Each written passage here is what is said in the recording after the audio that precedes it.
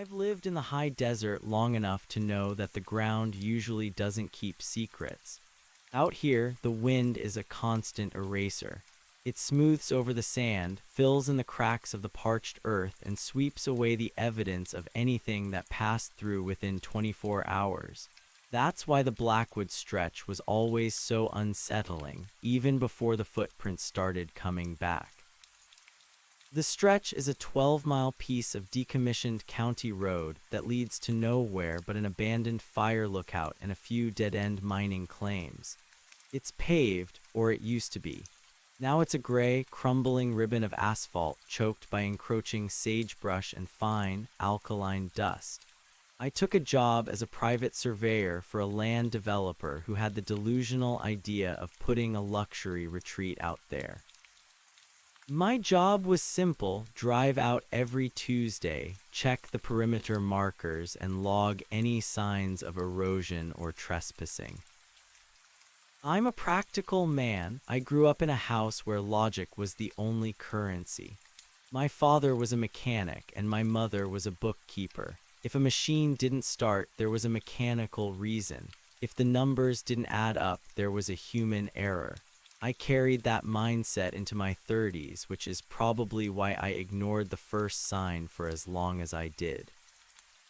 It was a Tuesday in late October. The air had that brittle, cold snap that makes you feel like the sky might shatter if you yell too loud. I parked my truck at the trailhead where the asphalt officially dies and becomes the stretch. I stepped out, the silence of the desert pressing against my eardrums like a physical weight. I remember looking down at the dust-covered road. Right there near my front left tire was a footprint. It wasn't a fresh one. It looked like it had been pressed into the dust months ago, a heavy, lug-soled work boot.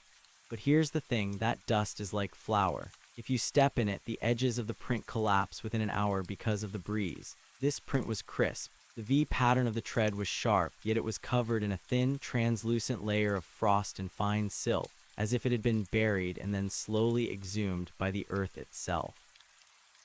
I frowned, kicked some dirt over it, and went about my work.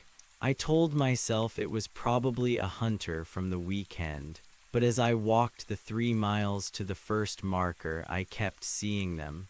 One every 10 feet, just the left foot, always the left. I didn't tell my wife about it that night. I just sat on the porch, staring at the dark outline of the mountains, wondering how a footprint could look old and new at the exact same time. By the following Tuesday, the rationalizations I'd built up over the week started to crumble. I arrived at the stretch an hour earlier than usual, hoping the morning light would make everything look more mundane. Instead, it made the road look like a graveyard of movement. The single footprints from the week before weren't alone anymore. Now there were dozens of them. They didn't look like they had been walked in a line, they looked like they were emerging. Some were halfway visible, as if the person had been walking through the asphalt like it was water. There were boot prints, barefoot prints with unnaturally long toes, and narrow, dainty imprints of what looked like 1920s-style dress shoes.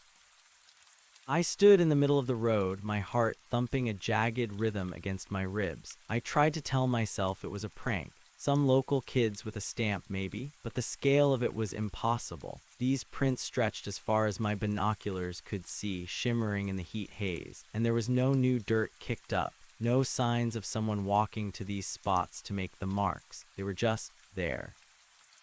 I walked over to a particularly deep barefoot print. It was sunken 2 inches into the solid, sun-baked asphalt. I knelt down, reaching out a hand to touch it. As my fingers brushed the edge of the indentation, I felt a vibration. It wasn't a sound, but a low-frequency hum that traveled up my arm and settled in the base of my skull. It felt like a memory of a sound. The heavy, rhythmic thud of 1,000 people marching, muffled by a mile of wet earth. I pulled my hand back, my skin crawling. That's when I noticed the silence. The desert is never truly quiet. There's always the scuttle of a lizard, the rustle of dry brush, or the distant cry of a hawk. but standing there among those emerging steps, the world had gone mute. Even the wind had died. Then I heard it, a soft, wet click. It came from behind me. I spun around, my hand instinctively reaching for the heavy maglite on my belt. The road was empty, but 30 feet away, right where I had just walked, a new footprint was appearing. I watched, paralyzed, as the dust began to swirl in a perfect circle, sinking downward. The shape of a heel formed first, then the arch, then the toes. It wasn't being pressed down from above. It was being pulled down from below. Logic didn't just fail me in that moment, it abandoned me. I realized that the road wasn't just a path, it was a recording, and for some reason it had started to play back. I didn't finish the survey. I backed away toward my truck, never turning my back on the empty road. Every few seconds, another click echoed, the sound of the earth shifting to accommodate a ghost. I got into the cab, locked the doors, and cranked the engine. As I peeled away, I looked in the rearview mirror. The dust was settling back into the prints I had just watched form, but there was something else. In the rearview, I saw a figure standing in the middle of the road. It was thin, impossibly tall, and blurred around the edges like a heat mirage. It wasn't moving. It was just standing there, occupying one of the sets of prints that had just emerged. I drove 40 miles over the speed limit until I hit the main highway. I told myself I was done. I'd quit the job, tell the developer the soil was unstable, and never look back. But the human mind is a stubborn thing. By the time I got home and saw my kids playing in the sprinkler, the terror had turned into a dull, throbbing curiosity. I began to wonder if the road was remembering footsteps, whose footsteps were they? And what happens when the road remembers the end of the journey? The third week was when the logic didn't just shatter, it vanished. I went back because I'm a fool and because the developer threatened to withhold my final check. I told myself I'd stay in the truck. I'd just drive the length of the stretch, snap some photos from the window, and leave. When I reached the gate, I saw that the road had changed color. It wasn't gray anymore. It was a bruised, dark purple. As I drove onto the asphalt, the vibrations started immediately. My steering wheel shook in my hands. I looked out the side window and nearly lost control of the vehicle. The prints were no longer just indentations. They were filling with a dark, viscous fluid that looked like old oil but smelled like copper and stagnant water. And they weren't just on the road anymore. They were trailing off into the scrub, circling my truck, pacing me. I slowed down to a crawl, my eyes darting between the mirrors. That's when I saw the most impossible detail of all. In the layer of dust on my own dashboard, a small, perfect handprint began to form. It was the size of a child's hand. It appeared from the inside of the glass, pressing outward toward me. The dust displaced itself, forming the whorls of a thumb, the lines of a palm. I slammed on the brakes. The truck skidded on the oily road, spinning 180 degrees. I was facing back toward the entrance, but the road behind me was gone. In its place was a sea of moving earth, churning and heaving as if thousands of bodies were trying to claw their way to the surface. The sensory isolation hit then. My vision tunneled. The sunlight seemed to dim, turning the world into a grainy, sepia-toned nightmare. I couldn't hear the engine anymore. I couldn't hear my own breathing. All I could hear was the thump, thump, thump of feet. It wasn't coming from outside. It was coming from the floorboards of my truck. Thump, thump, thump. Something hit the underside of the vehicle. Then again, it sounded like someone was trapped in the chassis, screaming with their fists. I had a choice. I could sit there and wait to be swallowed by the road that remembered, or I could run. I looked at the handprint on my dashboard. It was joined by another. Then a face began to push through the plastic of the dash, a blurred, featureless suggestion of a human head, stretching the material like it was latex. I didn't grab my gear, I didn't grab my phone. I lunged for the door handle, threw myself out into the oily dust, and ran. The chase wasn't a sprint against a monster. It was a race against the ground itself. Every time my foot hit the asphalt, the road felt soft, like stepping on a mattress. I could feel things moving under the surface, fingers brushing against my soles through the rubber of my boots. The sound was the worst part. It wasn't just footsteps anymore. It was the sound of a crowd, a low, rhythmic chanting in a language that sounded like grinding stones. I ran toward the desert scrub, desperate to get off the pavement, but the road seemed to stretch. No matter how far I ran toward the edge, the asphalt expanded to meet me. I looked back. The thin, tall figure from the week before was closer now. It wasn't walking, it was gliding from footprint to footprint, skipping the spaces in between like a child playing hopscotch. Every time it landed, the ground let out a wet, sickening thud. It spoke then. The voice didn't come from the air. It came from the soles of my own feet, vibrating through my bones. Keep the pace, it vibrated. I didn't respond. I couldn't. I reached the edge of the stretch where a large limestone boulder sat. I lunged for it, dragging myself off the asphalt and onto the natural, unpaved earth. The moment my feet left the road, the silence returned. I lay on the limestone, gasping for air, my chest burning. I looked back at the road. It looked perfectly normal, gray, crumbling, and dry. There was no oil, there were no figures. There were no handprints on my truck, which sat idling 100 yards away. But when I looked down at my boots, the rubber soles were melted. Not from heat, but worn down, as if I had walked 1,000 miles in the span of 10 minutes. I quit that day. I didn't even go back for the truck. I hiked 5 miles to the nearest ranch and called a cab. When the police went out to recover the vehicle, they found it exactly where I left it. They told me I'd probably had a heat stroke. They pointed out that there were no footprints in the dust at all, not even mine.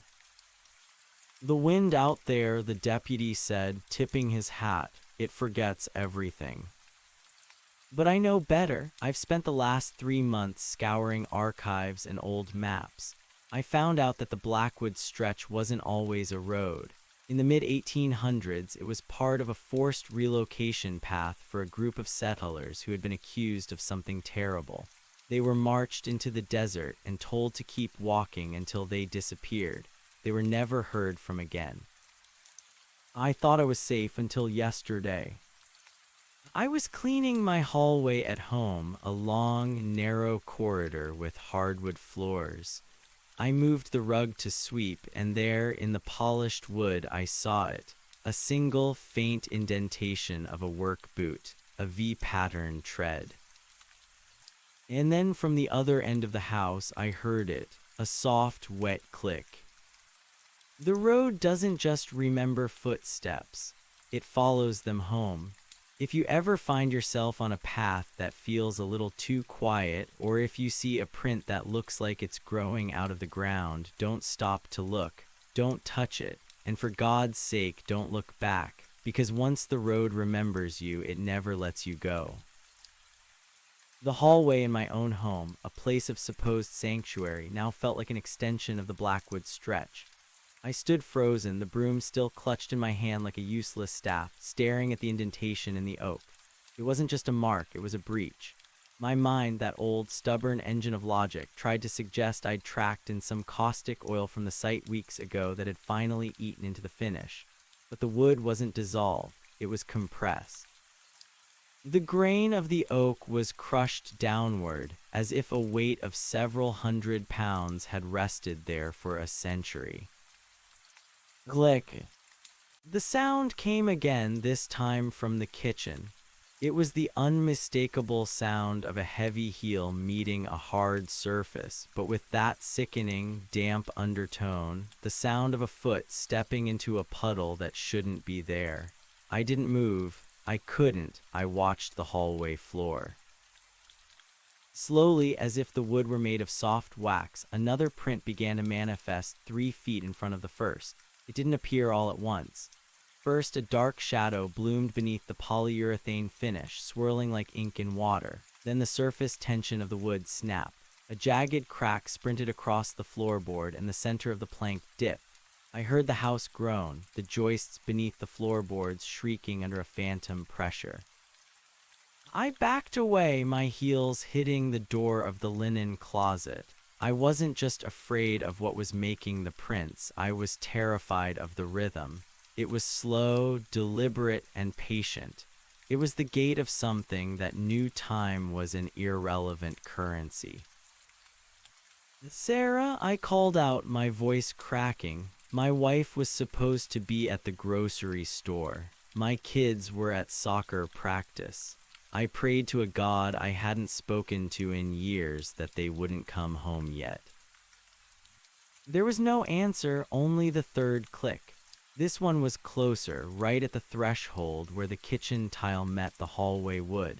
I saw the shadow of a foot, not a foot itself, but the absence of light where a foot should be press into the air.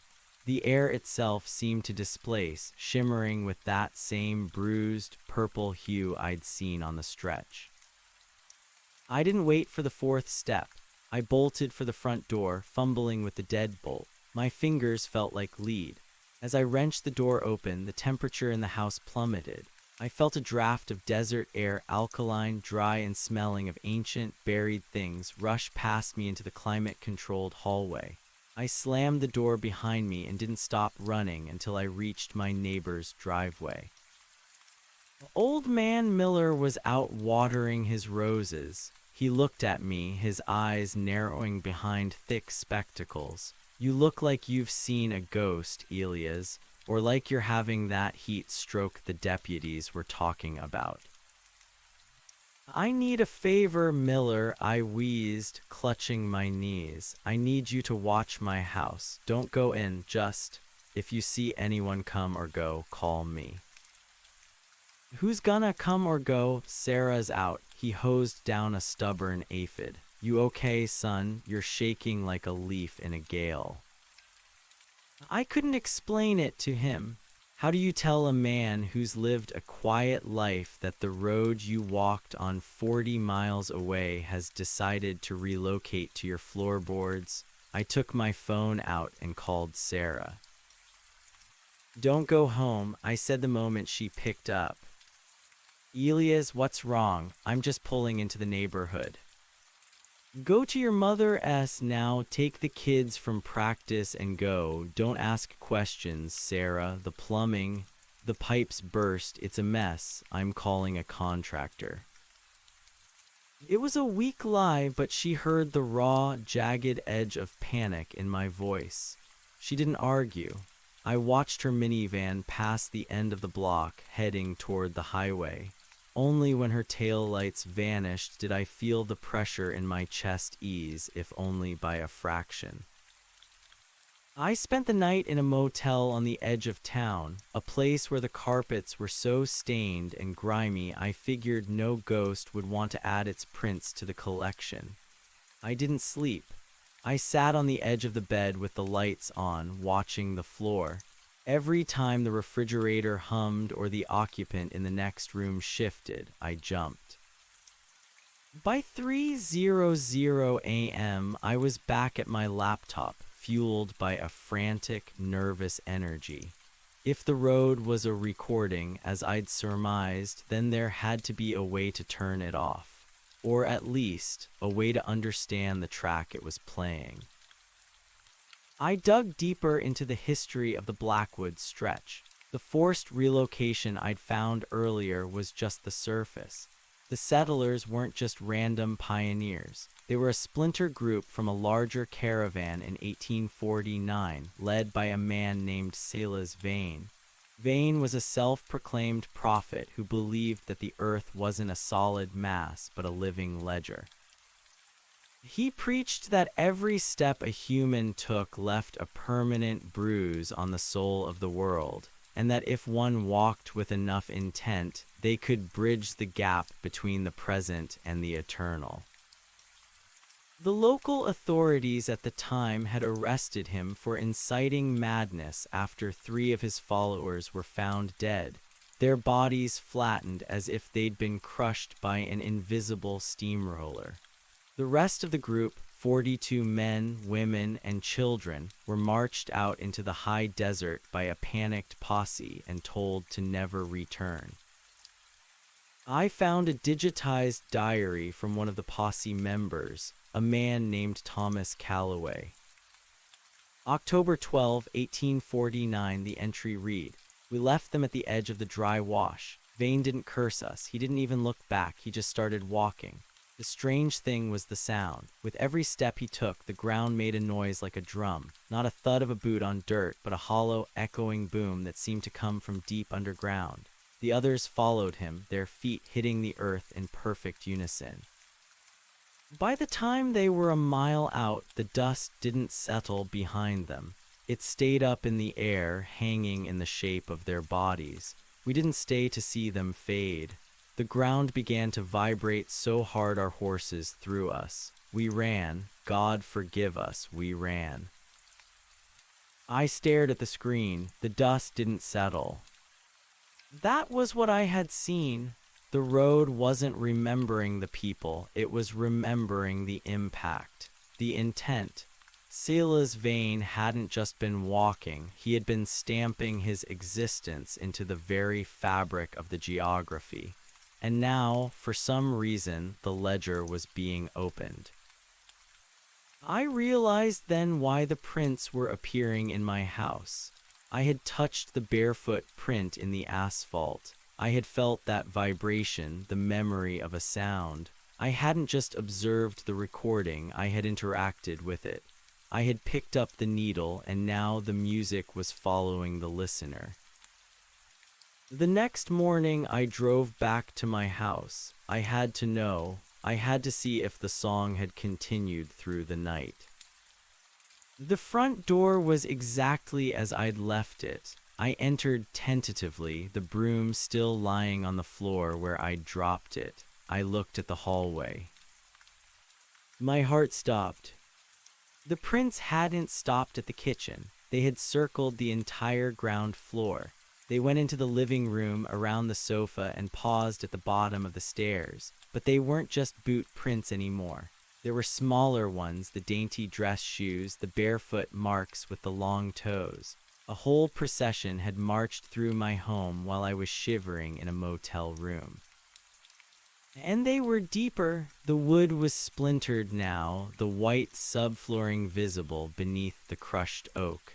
The smell of copper and stagnant water was so thick I had to cover my mouth with my shirt.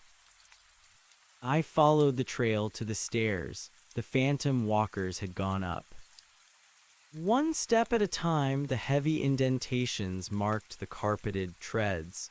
I followed them, my hand trembling on the banister. I felt the vibration again, that low-frequency hum that made my teeth ache. It was louder here. It sounded like a heartbeat, slow and tectonic. The prints led straight to my bedroom door.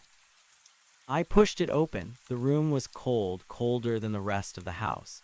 The bed was unmade, just as Sarah had left it. But in the center of the mattress, there was a depression. It wasn't the shape of a person lying down. It was the shape of someone standing on the bed. 2 deep, heavy boot prints were pressed into the pillows, and the mattress, sinking so deep the springs were snapped and protruding through the fabric.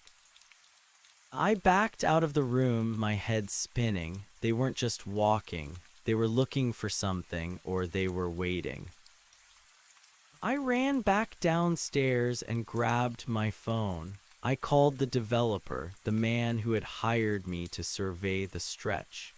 His name was Miller, no relation to my neighbor, a slick, high-energy guy who lived in a glass office in the city.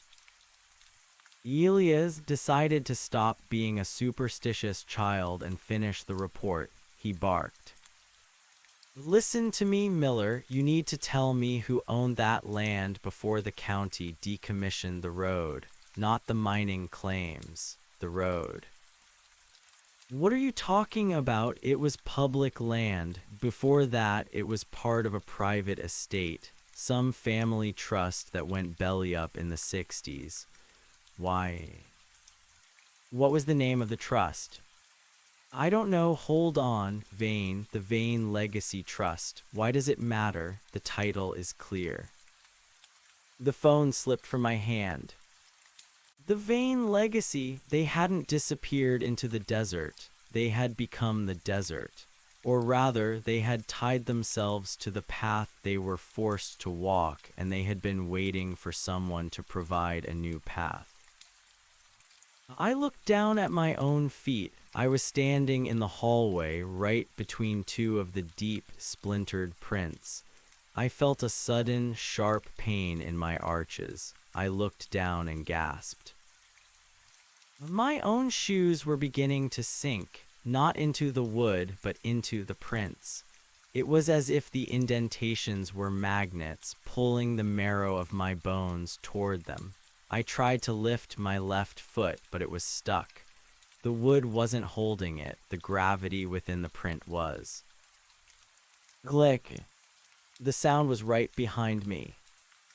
I didn't turn around. I knew what was there. The thin, tall figure, the blurred mirage of Sela's Vane. I could feel the cold radiating from him, a chill that felt like the vacuum of space. The road must continue, the voice vibrated through my heels.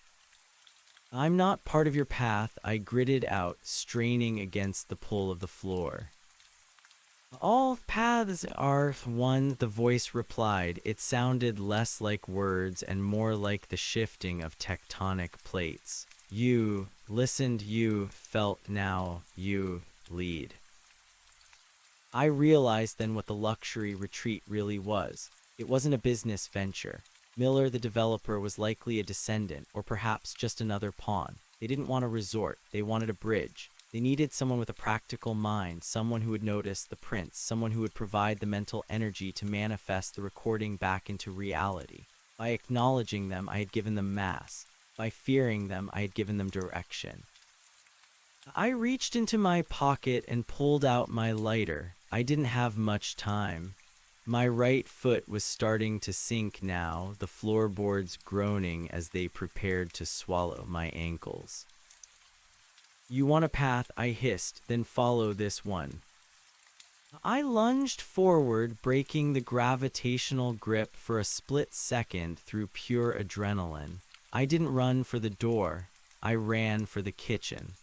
I grabbed a gallon of vegetable oil from the pantry and began dousing the hallway, the stairs, and the prints. The figure in the hallway let out a sound, a high-pitched, metallic shriek that shattered the windows in the living room. The prints on the floor began to churn, the dark fluid bubbling up like an angry geyser. I struck the lighter and dropped it. The oil caught instantly. The fire didn't behave like a normal fire. It didn't burn yellow and orange. It burned a fierce electric violet. It raced along the prints, following the bruises in the wood. The house filled with a sound I can only describe as 1,000 people screaming under a mile of water. I threw myself out the front door just as the hallway exploded. Not from gas or heat, but from the sudden, violent release of pressure. I watched from the lawn as my house burned. It was a total loss. The fire department said they'd never seen anything like it. The foundation itself seemed to crumble into fine, alkaline dust, leaving nothing but a rectangular scar on the earth. Old Man Miller stood next to me, his face pale in the light of the dying embers. Elias, I saw them. Saw who? I asked, my voice hollow. The people, when the fire started, I saw dozens of them walking out of your front door. They weren't burning. They walked right through the flames. They looked like shadows made of smoke. Where did they go? Miller pointed toward the street. They didn't go down the sidewalk. They just started walking straight. Through the fences, through the other houses. They didn't even look back. I looked down at the sidewalk in front of my scorched property. There in the solid concrete was a single fresh footprint, a heavy lug-soled work boot, and next to it a smaller barefoot print. They weren't on the Blackwood stretch anymore. They were in the world. I haven't seen Sarah or the kids since. I told them to stay away, to change their names, to never walk on a paved road if they can help it. I live in a shack in the middle of a forest now, where the ground is nothing but pine needles and soft loam. The earth here doesn't keep recordings. It rots and reforms, shifting too quickly for a memory to take root. But sometimes, on the quietest nights, when the wind dies down and the forest goes mute, I hear it. Glick. It's distant, maybe miles away, but it's getting louder. And I know that somewhere out there in the dark, a road is remembering my name. It's building a path one step at a time, and it won't stop until the last footprint matches mine. The forest was supposed to be the silence that swallowed the sound. I chose this specific acreage in the Pacific Northwest because the ground here is fickle. It is a world of decomposition, a constant churning cycle of rot and rebirth. The floor of the woods is a thick, spongy carpet of moss, fallen hemlock needles, and decaying ferns. It doesn't hold an impression for more than an hour. If you step on it, the earth springs back, or it swallows your print in a puddle of peat. It is the antithesis of the high desert's sun-baked memory. For 6 months, I lived in a cabin that was little more than a cedar box. I didn't use power. The hum of a generator felt too much like the vibration of the stretch. I read by candlelight and cooked over a small cast-iron stove. I became a ghost before the road could make me one. I thought that if I stopped leaving a trace, the ledger Sela's vein spoke of would find someone else to record. But the road isn't just a physical thing, it's a hunger. It started with the birds. In this part of the woods, the morning is usually a cacophony of jays and woodpeckers. But 3 weeks ago, the sound just stopped. It didn't fade, it was clipped off like a tape being cut with scissors. I stepped out onto my small porch, my breath blooming in the damp air, and I felt it. The air didn't smell of pine or damp earth anymore. It smelled of ozone and sun-scorched alkali. I looked down at the mud near the porch steps. The ground was saturated from a week of rain, a slurry of gray silt. And there, emerging from the muck like a bubble rising to the surface of a swamp, was the V pattern of a work boot. It didn't sink into the mud became the print.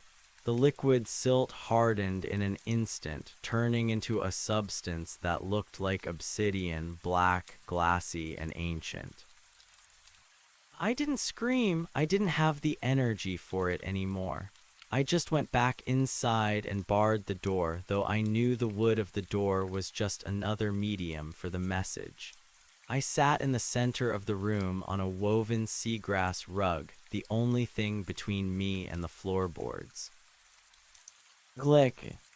It was closer than it had been in the desert. It was closer than it had been in my house. It sounded like it was happening inside my own skull. I realized then that I had made a tactical error. I had thought the road was following my feet, but the road was following my rhythm. Every human has a gait, a specific frequency of movement that is as unique as a fingerprint. By running, I had only increased the tempo. By hiding, I had given it a destination. I pulled a map out of my pack, a topographical survey of the county. I began to trace the line from the Blackwood stretch to my burned-out home and then to this forest. It wasn't a straight line. It was a curve, a long, sweeping arc that, if continued, would form a perfect circle. Sila's Vane hadn't been trying to lead his people away. He had been trying to enclose something. I spent the next 3 days watching the floor of the cabin. The prints didn't appear in a line this time. They began to circle the perimeter of the room, one every 6 hours. Click, a black, glassy indentation would snap into the cedar planks. Click, another one 3 feet away. They were pacing. They were fencing me in. By the 4th day, the circle was nearly complete. Only a 4-foot gap remained near the door. I knew that if the circle closed, I wouldn't be in the forest anymore. I would be on the stretch. Or rather, the stretch would be everywhere I was. The recording would loop, and I would be the needle caught in the groove, destined to walk that dry wash for eternity, stepping in the same bruised shadows until my own identity was rubbed raw and replaced by the collective memory of the 42. I grabbed my pack. I had 1 card left to play. It was a desperate, suicidal thought, but it was better than becoming a shadow. I waited until the sun began to dip behind the Douglas firs, casting long, distorted shadows across the clearing. I watched the floor. The next print was due any second. I could feel the air thickening, the purple hue beginning to bleed into the corners of the room. Glick. The wood groaned. A new print appeared, a small one this time, the barefoot child. It was directly in front of the door. I didn't run away from it. I stepped into it. The moment my foot touched the glassy black indentation, the world vanished. There was no cabin. There was no forest. There was only a blinding, oppressive heat and a sky the color of a fresh bruise. I was standing on the Blackwood stretch, but it wasn't the broken asphalt I remembered. It was a river of dark energy, a highway of crushed souls that vibrated with a sound so loud it was silent. In front of me stood the procession. They weren't ghosts, they were echoes given form by the sheer force of their suffering. Sila's Vane stood at the head, his back to me. He was taller than any man should be, his clothes tattered and caked with a century of dust that never fell. Behind him, the others moved in a rhythmic, mechanical shuffle. Their eyes were gone, replaced by the same shimmering purple light that infused the horizon. "You've reached the end of your walk, Elias," Vane said. He didn't turn around, but his voice echoed from the ground beneath my feet. "I'm not one of yours," I gasped. The air was like breathing hot sand. My skin was already beginning to crack and peel. "You are what you behold," Vane replied. "You looked back, you touched the memory, you gave the road a witness. A road without a witness is just dirt. A road with a witness is a destiny." The procession stopped. 42 pairs of hollow eyes turned toward me. They didn't look angry. They looked relieved. They were tired. They had been walking for 170 years, carrying the weight of a sin they hadn't committed, forced into a loop by a man who thought he could outrun God by treading on his earth. They wanted to stop, but the road wouldn't let them, not as long as the recording was playing. "I know why you're here," I said, my voice rasping. "You're not looking for a follower, you're looking for a replacement." Vane finally turned. His face was a map of every mile they had traveled, cracked, weathered, and utterly devoid of humanity. The lead walker must be someone who knows the way home. I have forgotten the way. My feet only know the rhythm of the desert. But you remember the smell of rain. You remember the sound of a voice that isn't a scream. He held out a hand. It wasn't a hand of flesh. It was a hand of solidified shadow, the same material as the prints in my cabin. Take the lead, Elias. Guide us off the stretch. Give us a new path. I looked at the hand. I looked at the line of broken people behind him. I saw the child with the long toes. She was holding a small, petrified wooden doll. She looked at me, and for a second the purple light in her eyes flickered, revealing a glimpse of the terrified girl she had once been. If I took his hand, I would become the new needle. I would lead them into the world, into the cities, into the homes of people who had never known the taste of alkali dust. I would be the one leaving the prints in the hallways of the innocent. The road didn't want to end. It wanted to expand. No, I said. Vane's expression didn't change, but the ground began to shake. The circle is closing, Elias. You cannot leave. You are already part of the geometry. I'm not leaving, I said. I reached into my pack and pulled out the one thing I'd taken from the archives 3 months ago. It was a small, leather-bound ledger, the original records of the posse that had driven the Vane group into the desert. I had stolen it, thinking it was just a piece of history. But I realized now it was the other half of the circuit. The road was the recording. The ledger was the contract. Thomas Calloway wrote this, I said, holding the book up. The heat from the stretch began to char the leather. He wrote that they left you here to disappear. He wrote that you were forgotten. He signed your death warrant with ink and paper. I looked at Vane, but he was wrong. You didn't disappear. You became the road. And as long as this record exists, the road has a beginning. And if it has a beginning, it has to have an end. I didn't use a lighter this time. I didn't need to. I stepped forward, not toward Vane, but toward the very center of the V-print he was standing in. I dropped the ledger into the indentation. The reaction was instantaneous. The paper didn't burn, it dissolved. The ink bled out of the pages and seeped into the purple ground.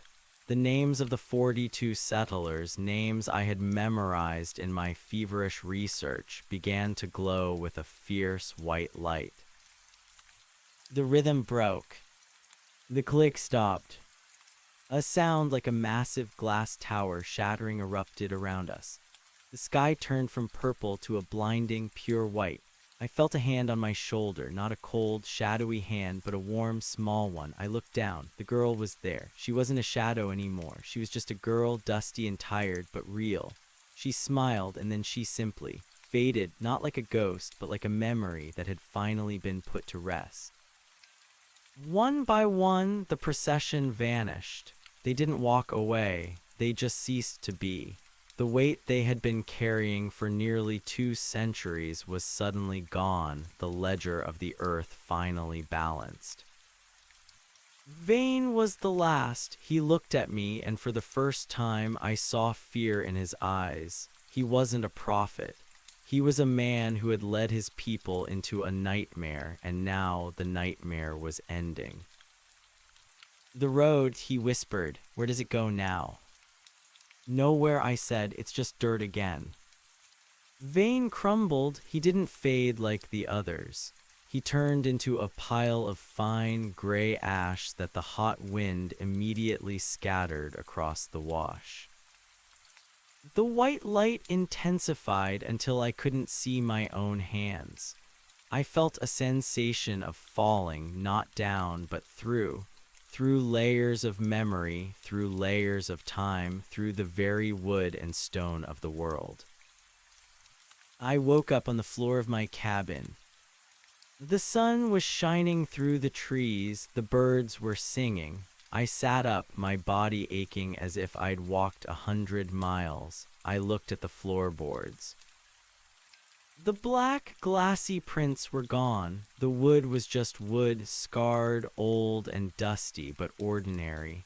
I crawled to the door and looked out at the mud. No V patterns, no obsidian indentations, just the messy, chaotic tracks of a deer that had passed by in the night. I stayed in the cabin for another week waiting for the click. It never came. I drove back to the city past the site of the Blackwood stretch. The developers were already there. The asphalt had been ripped up and giant yellow excavators were churning the earth, preparing the foundation for the luxury retreat. I pulled over to the side of the road and watched them for a long time.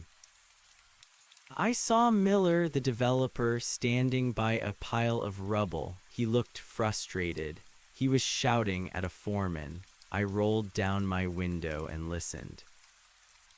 "I don't care if the soil is too soft," Miller was yelling. "We surveyed this 3 months ago. It was like bedrock. Now you're telling me it's just sand."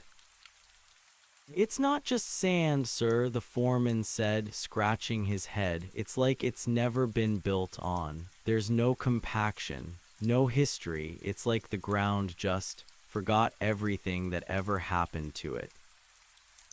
I smiled. I put the car in gear and drove away. I haven't gone back to the forest.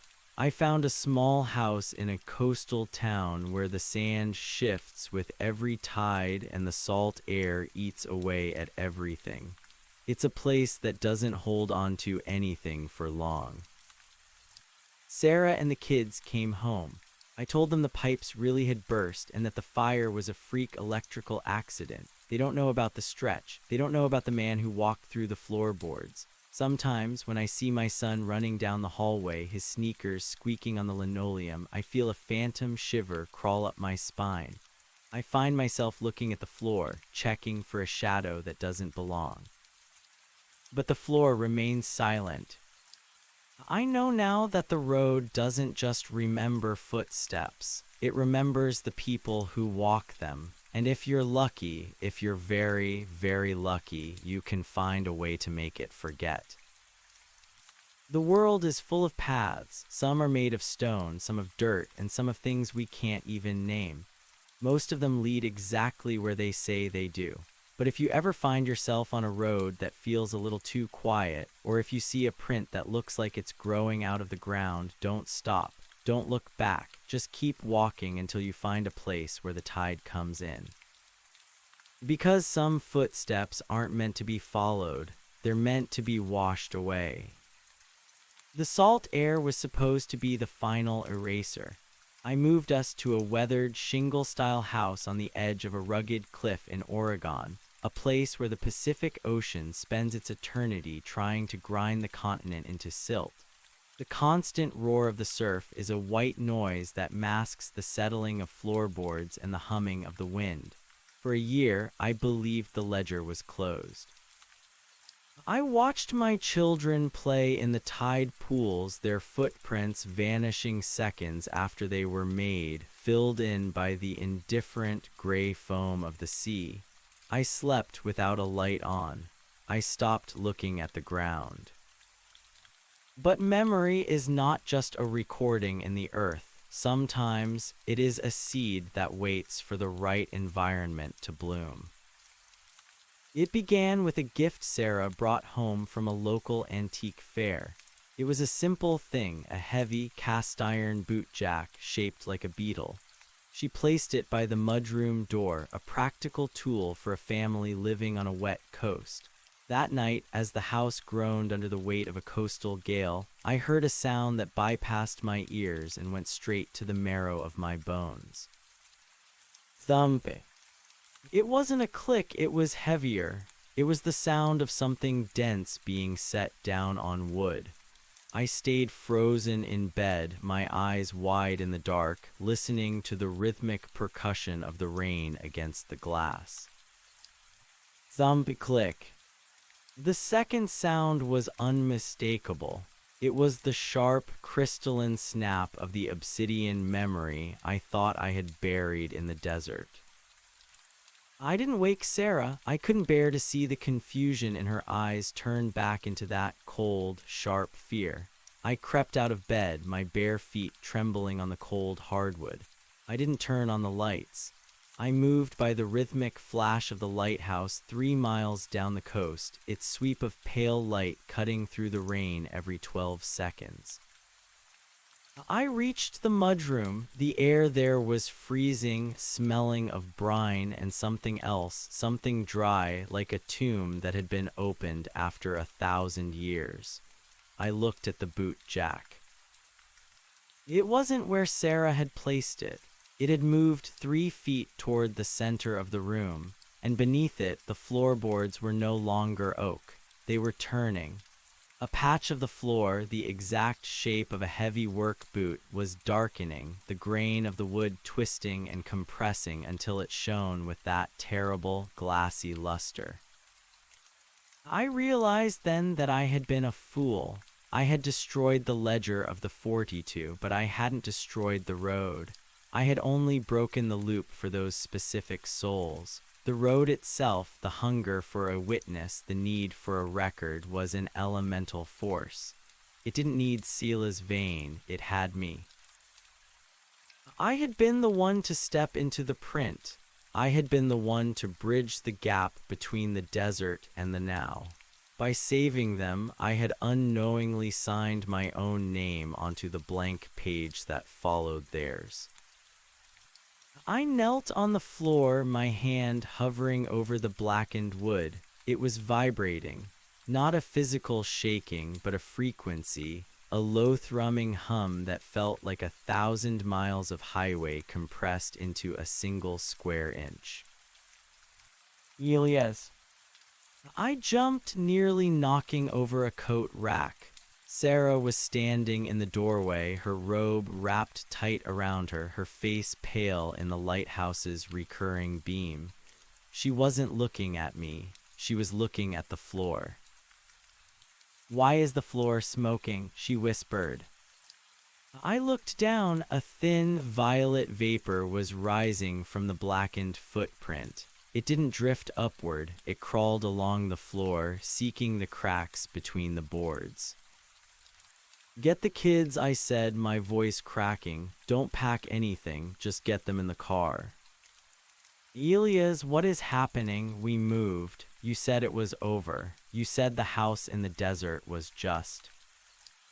I lied, I snapped, the desperation breaking through. I thought I could fix it. I thought I could pay the debt. But the road, it doesn't want payment, it wants a traveler.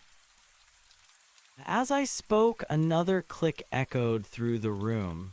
A second print appeared, 2 feet in front of the first.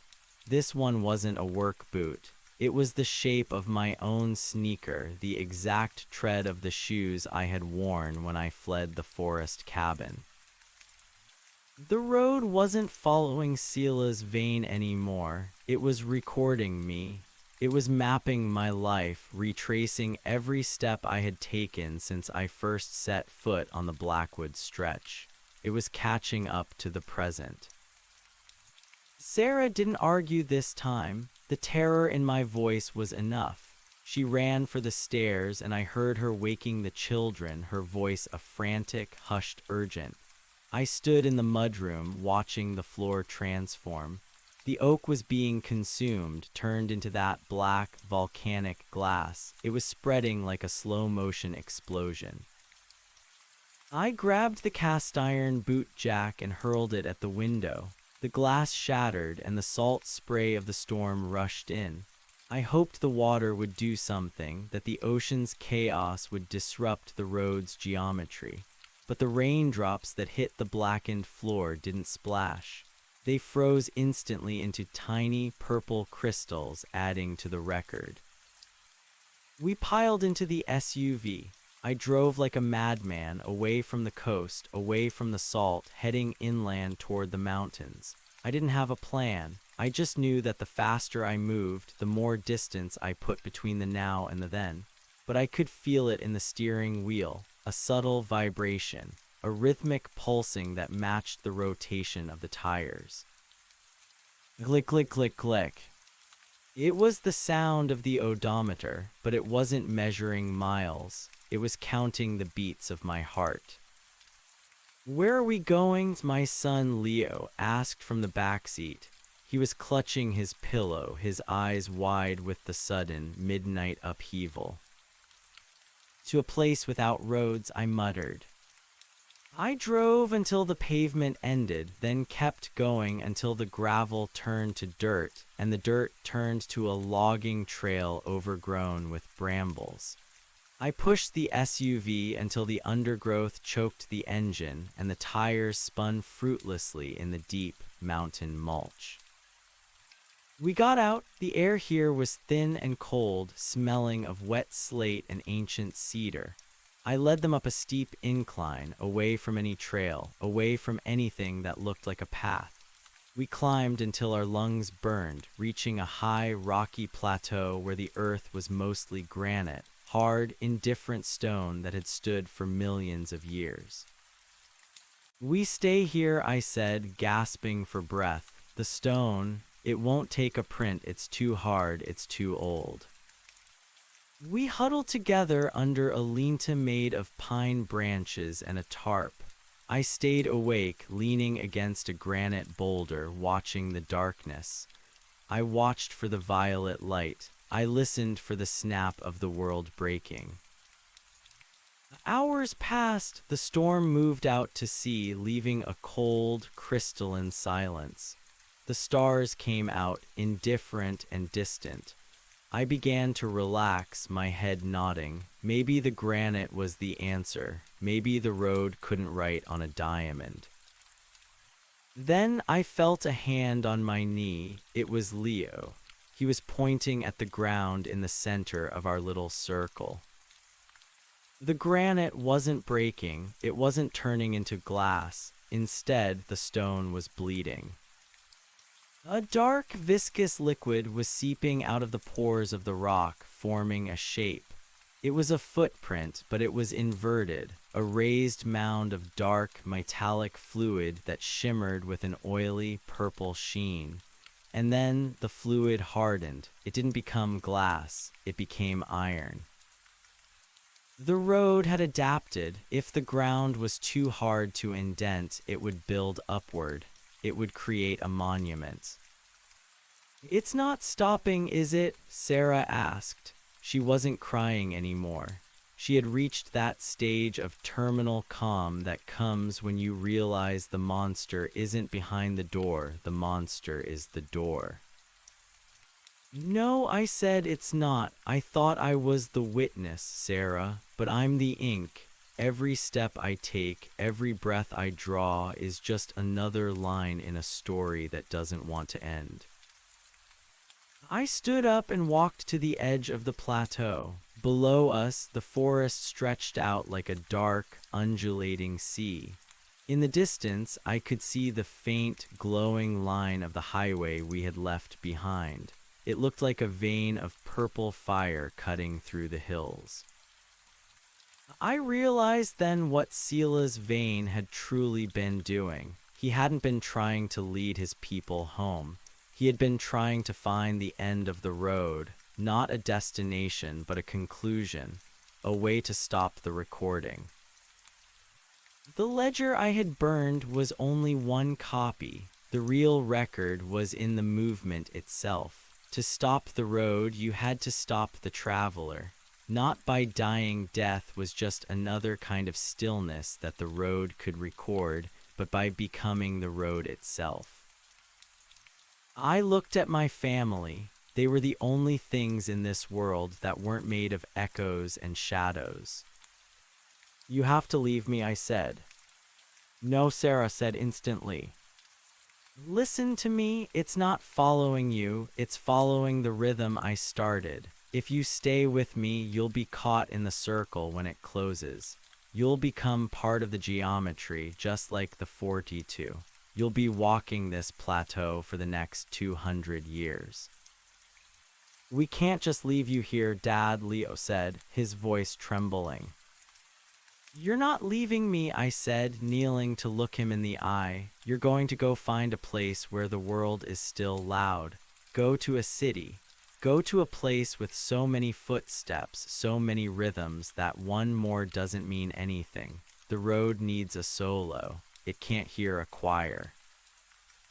I gave Sarah the keys to the SUV, though I knew she'd have to hike back down to find it. I gave her all the cash I had. I watched them walk away, their shapes disappearing into the pre-dawn shadows of the trees.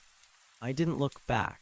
I knew that if I looked back, the road would record the turn of my neck, the salt of my tears, and it would use those things to anchor them to me. I sat on the granite. I waited. Glick!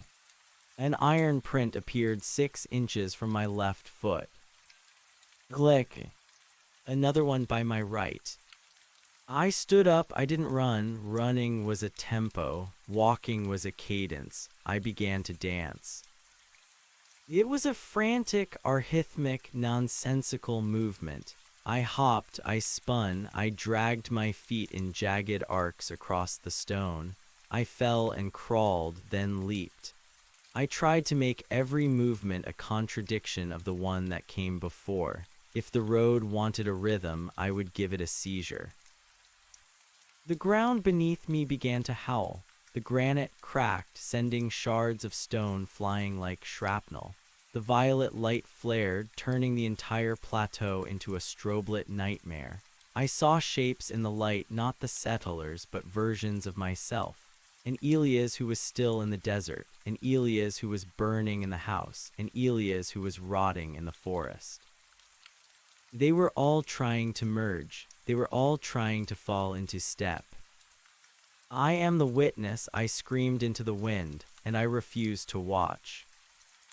I ran toward the edge of the cliff. Not to jump. Death was a period at the end of a sentence, and I wanted to rip the page out entirely.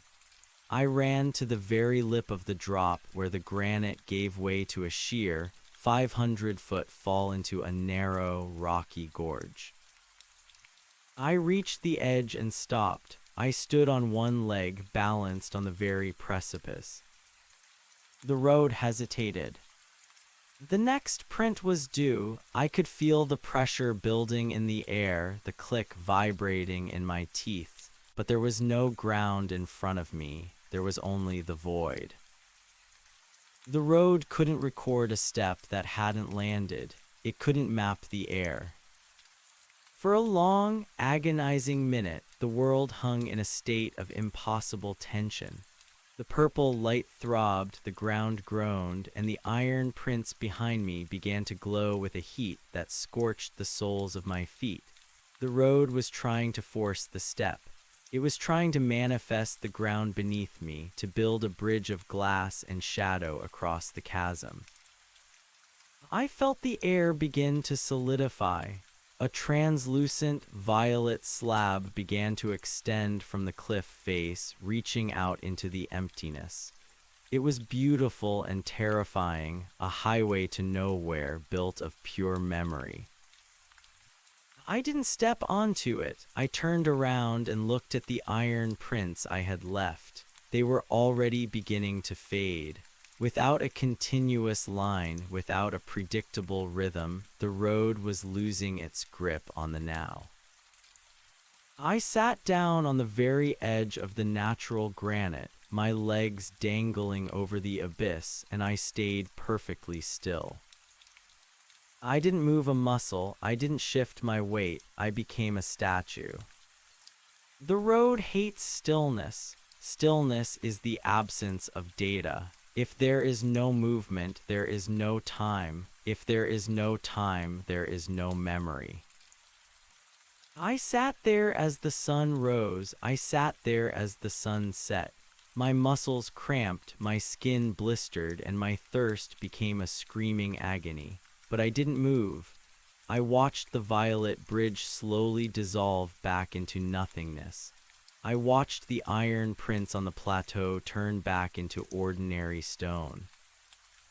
On the third day, the vibration in my teeth finally stopped. The air smelled like pine again. I stood up, my joints cracking like pistol shots. I was weak, hollowed out, a ghost of a man, but when I took a step, a normal, staggering human step, the ground didn't click. The stone didn't turn to glass, it was just rock. I hiked down the mountain. I found the SUV, but Sarah and the kids were gone as I had told them to be. I found a note taped to the steering wheel. We're going to the city. We'll be in the noise. Come find us when the silence is safe. I sat in the driver's seat and cried, not because I was sad, but because the sound of my sobbing was just a sound. It didn't echo in the earth. It didn't leave a bruise on the air. I drove toward the city. I drove toward the skyscrapers and the subways, toward the places where 10 million feet cross each other every hour, blurring the lines of history into a chaotic, unreadable smudge. I know the road is still out there. It's a fundamental law of the universe, like gravity or entropy. Somewhere, a lone traveler will step on a piece of sun-baked asphalt or a forgotten forest trail, and the recording will start again. The click will find a new rhythm. But it won't be mine. I live in an apartment above a 24-hour laundromat now. The floor is always vibrating from the spin cycles, and the air is always thick with the scent of cheap detergent and exhaust. There are 3 locks on my door, but I don't use them to keep people out. I use them to remind myself that I am here in this room in this moment. Sometimes I go down to the sidewalk and just stand there, letting the crowd push past me. I listen to the cacophony of footsteps, heels, sneakers, boots, sandals, a million different stories being written and erased every second. It's the most beautiful sound I've ever heard. I haven't seen a purple sunset in 3 years. I don't look at the ground anymore. I look at the faces of the people passing by, wondering which of them are running and which of them are just walking. I hope they never hear the click. I hope their footprints are nothing more than dust, because the road that remembers is a lonely one and it never, ever leads home.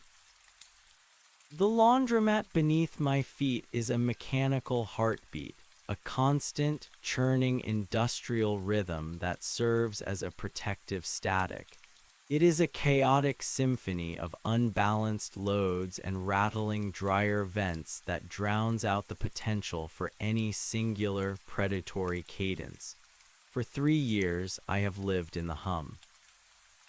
I have become a connoisseur of urban noise, the screech of the crosstown bus, the rhythmic thumping of a neighbor's bass, the erratic staccato of rain on a corrugated metal roof. I seek the jagged edges of sound because the road, I have learned, requires a vacuum. It requires the silence of the wilderness or the focused isolation of a mind turned inward to begin its recording.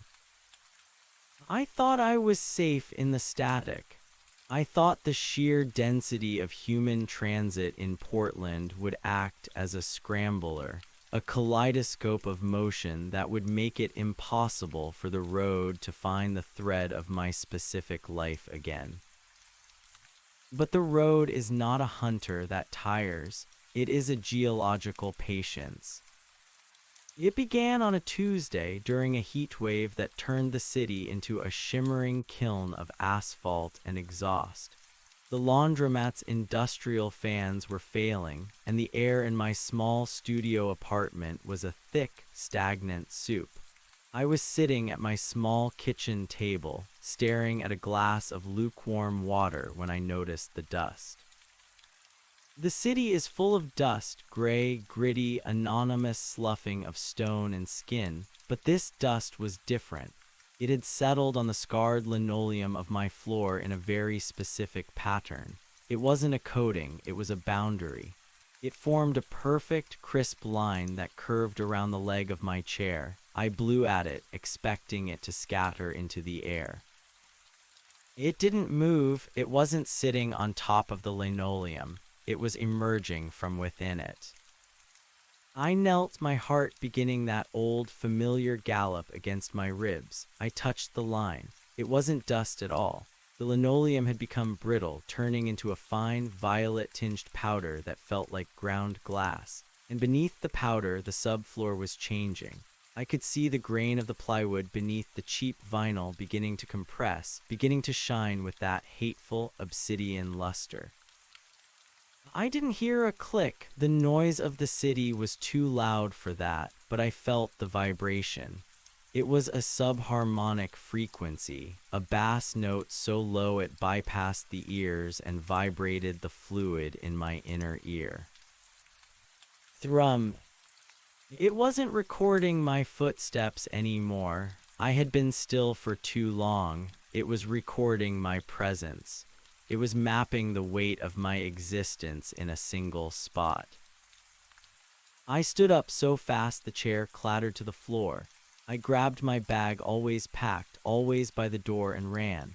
I didn't take the stairs. I used the fire escape, my boots clanging against the iron slats in a frantic, arrhythmic desperation.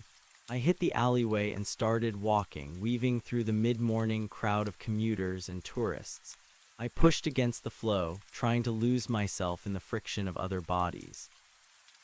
I walked for hours. I crossed the Burnside Bridge, watching the Willamette River churn below, a gray-green muscle of water that cared nothing for the records of men. I hoped the moving water would act as a barrier, a liquid reset, but as I reached the middle of the span, I saw it. On the concrete pedestrian walkway, a shadow was following me. Not my shadow, the sun was directly overhead, casting a stunted, dark blotch at my feet. This was a second shadow, a long, thin ribbon of violet darkness that stretched out behind me, defying the laws of optics.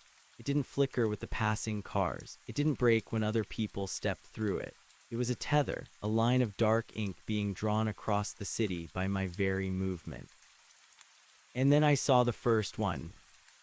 A man in a tattered trench coat was leaning against the bridge railing, staring out at the water. He was perfectly still. As I passed him, I glanced down. Around his feet, the concrete was smoking. A thin, violet vapor was rising from the soles of his shoes, and the ground beneath him was already turning into that polished, black glass. He wasn't a traveler, he was a marker. I looked further down the bridge, a woman pushing a stroller, a bike messenger waiting for a light, a construction worker sitting on a crate. They all had it, the violet shadow, the simmering ground. The road wasn't just following me anymore, it had expanded. It had found the choir I thought would protect me, and it was beginning to harmonize. I realized with a sickening jolt of clarity that my interference on the mountain plateau hadn't broken the road. It had merely challenged it to find a larger scale. By trying to hide in the noise, I had brought the silence with me. I was the carrier.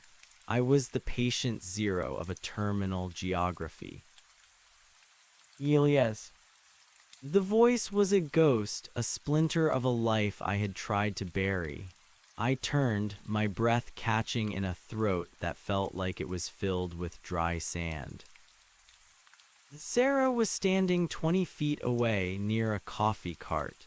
She looked older, her hair pulled back in a severe bun, her eyes shadowed by a weariness that no amount of sleep could fix. She was holding a paper cup, her knuckles white against the cardboard sleeve. Sarah, I whispered, you shouldn't be here. I told you to stay in the noise. We tried, she said, her voice flat, devoid of the terror I expected. It was the voice of someone who had lived with a haunting for so long it had become a roommate. Leo started seeing them 6 months ago, in the school hallway, in the park. Little patches of glass where there should be dirt, he calls them the windows. She walked toward me and I saw it. Her footsteps didn't click, but they left a trail of violet frost on the hot pavement. The road was using our connection, the shared rhythm of our history, to bridge the gap I had tried to create. "It's not just you, Elias," she said, standing close enough that I could smell the familiar scent of her shampoo beneath the city's grime. "It's all of us, everyone who saw the ledger, everyone who knows that the earth remembers. We're the ink." "I thought I saved you," I said, the words breaking in my chest. "You gave us time," she replied, "but the road doesn't forget a debt. It just waits for the interest to accrue." She reached out and took my hand. Her skin was cold, unnaturally cold, like the stone of the desert cabin. When our hands met, the violet shadow behind us merged into a single, thick cable of darkness that pulsed with a rhythmic, internal light. The bridge beneath us began to groan. It wasn't the sound of structural failure. It was the sound of the world being rewritten. The concrete was grooving, the rebar inside the pylons humming like tuning forks. The people around us didn't seem to notice, even as the violet vapor began to shroud the entire span of the bridge.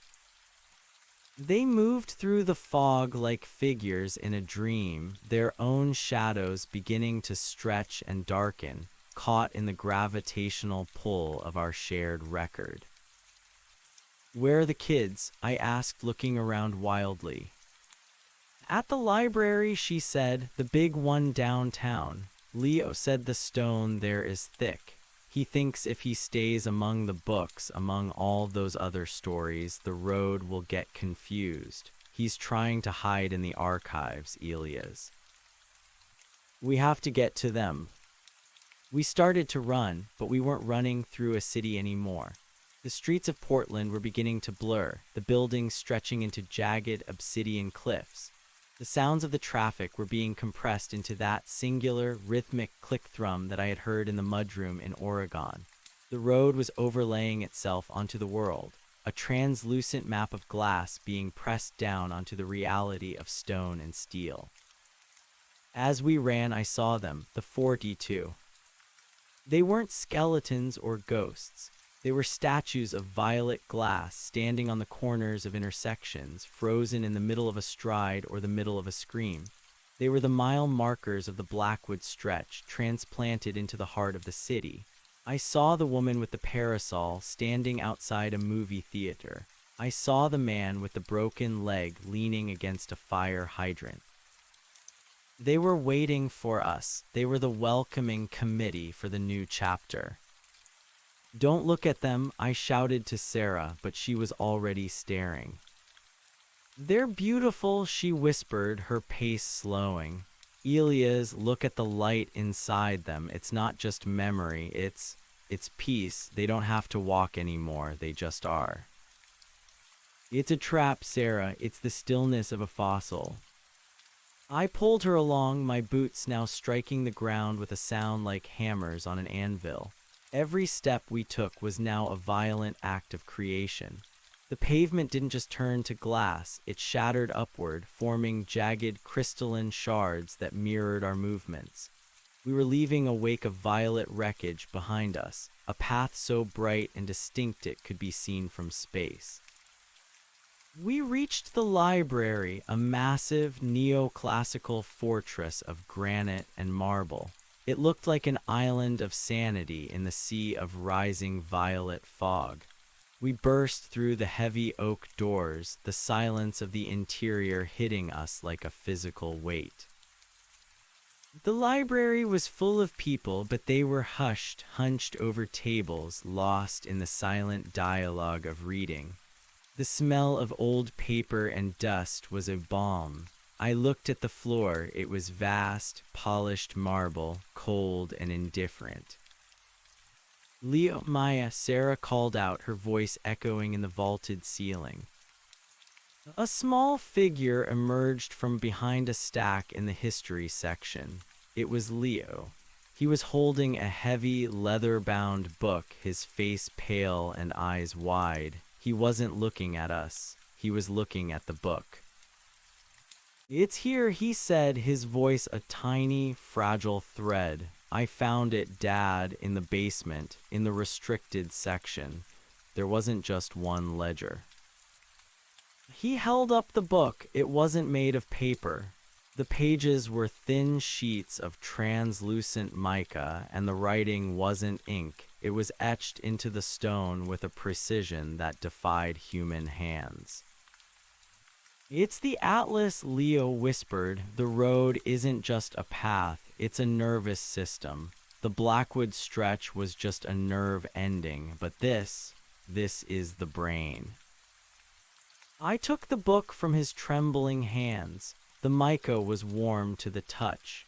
As I flipped the pages, I saw maps of cities that didn't exist, diagrams of human migration that stretched back before the first fire, and lists of names that went on for eternity. My name was there. Sarah's name, Leo's, Maya's.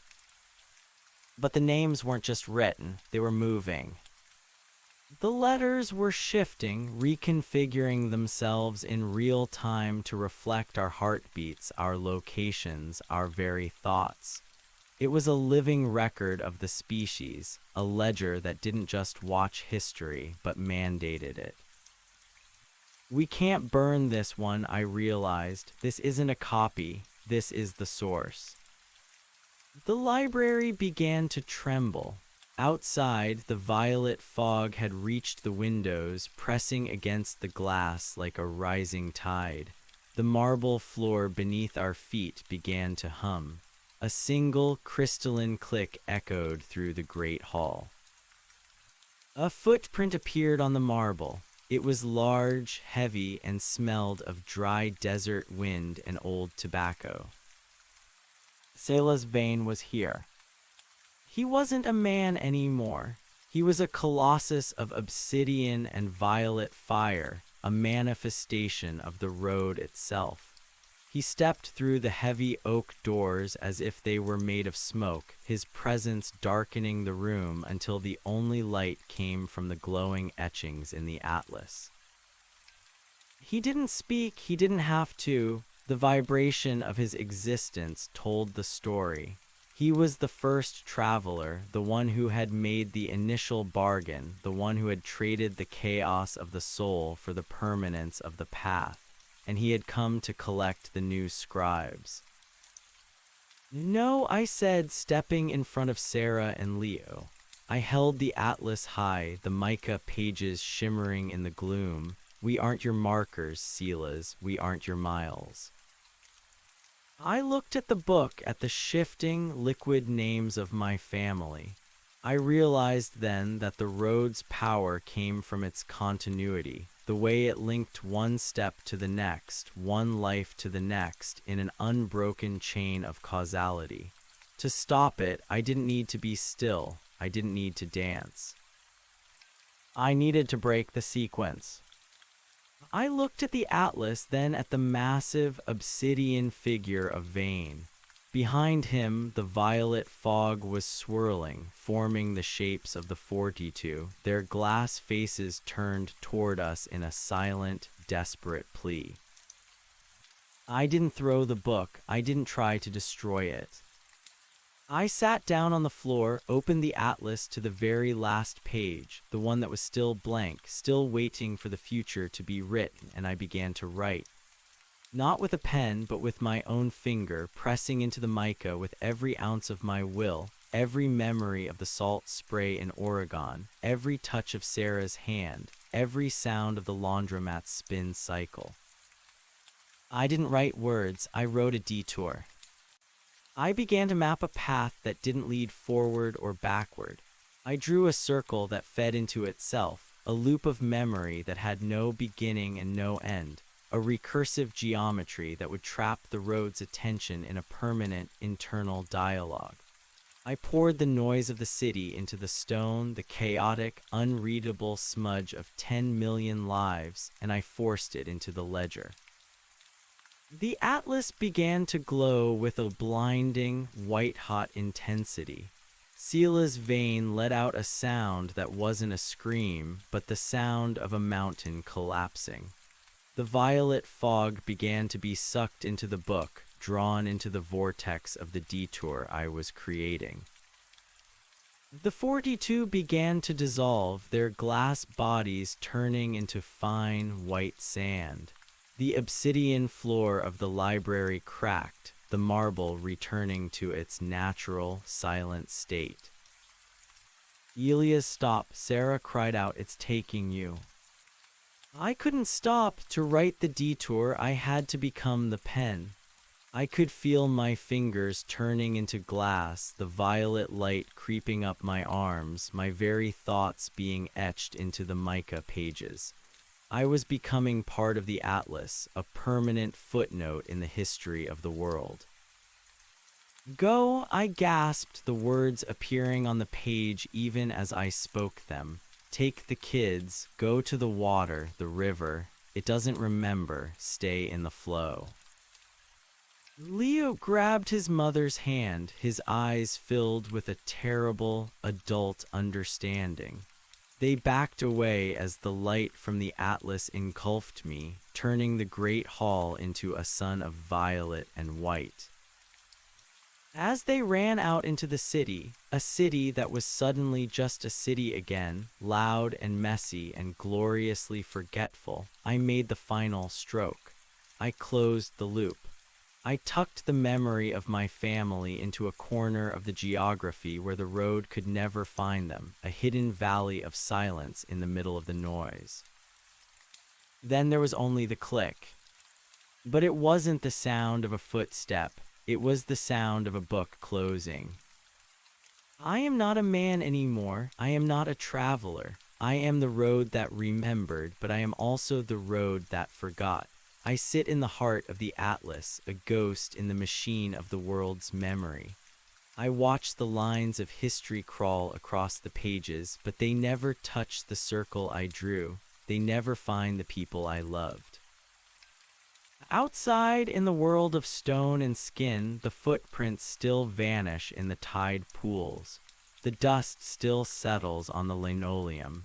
The city still screams and sighs, a million stories being written and erased every second. And for the first time in an eternity, the earth is allowed to forget. The transition was not a death, it was a crystallization.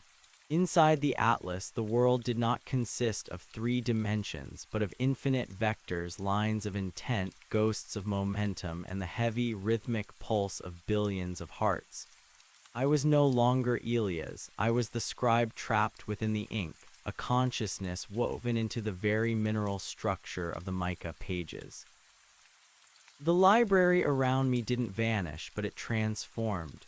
The oak shelves became towering cliffs of data, and the patrons were flickering silhouettes of light, their movements leaving faint, phosphorescent trails that faded almost as soon as they were born. This was the noise I had sought for so long, but seen from the inside, it wasn't chaos. It was a delicate, frantic beauty. I looked down at my hands. They were translucent, honeycombed with violet fractures. Every time I thought of Sarah, a new line etched itself into the page beneath my phantom feet. Every time I remembered the smell of the mountain air, the mica shivered. I realized then the true horror of the road. It wasn't just a record of where we went, but a record of why we went there. It was a map of desire and regret, and I had just plugged myself into the main terminal. Selah's vein was still there, but he was diminished. In this realm of pure information, he was no longer a colossus. He was a frayed knot in the tapestry, a man-shaped void of obsidian that refused to integrate with the new, chaotic loop I had forced into the system. He paced the perimeter of the circle I had drawn, the detour, his movements jerky and repetitive. He was a shark hitting the glass of an aquarium he hadn't realized was there. "You've stalled the engine, Elias," his voice resonated not through air, but through the vibration of the mica.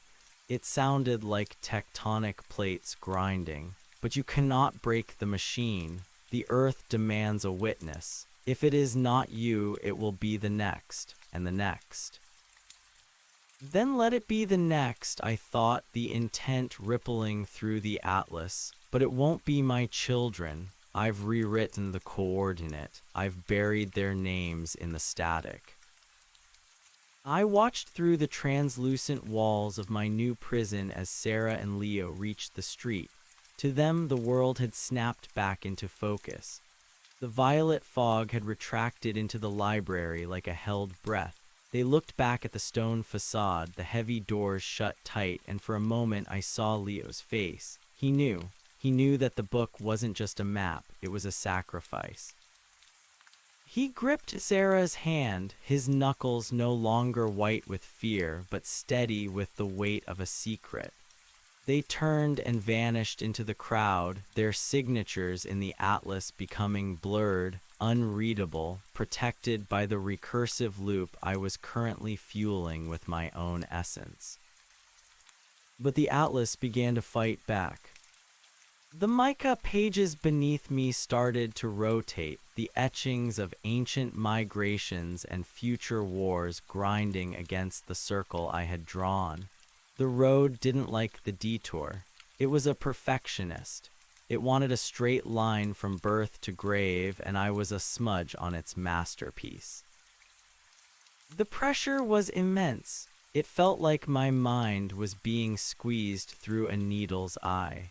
The atlas was trying to categorize me, to strip away the Elias and leave only the marker. It probed my memories, looking for a weakness, a thread it could pull to unravel the circle. It found the mountain. It found the moment I had first stepped onto the Blackwood stretch.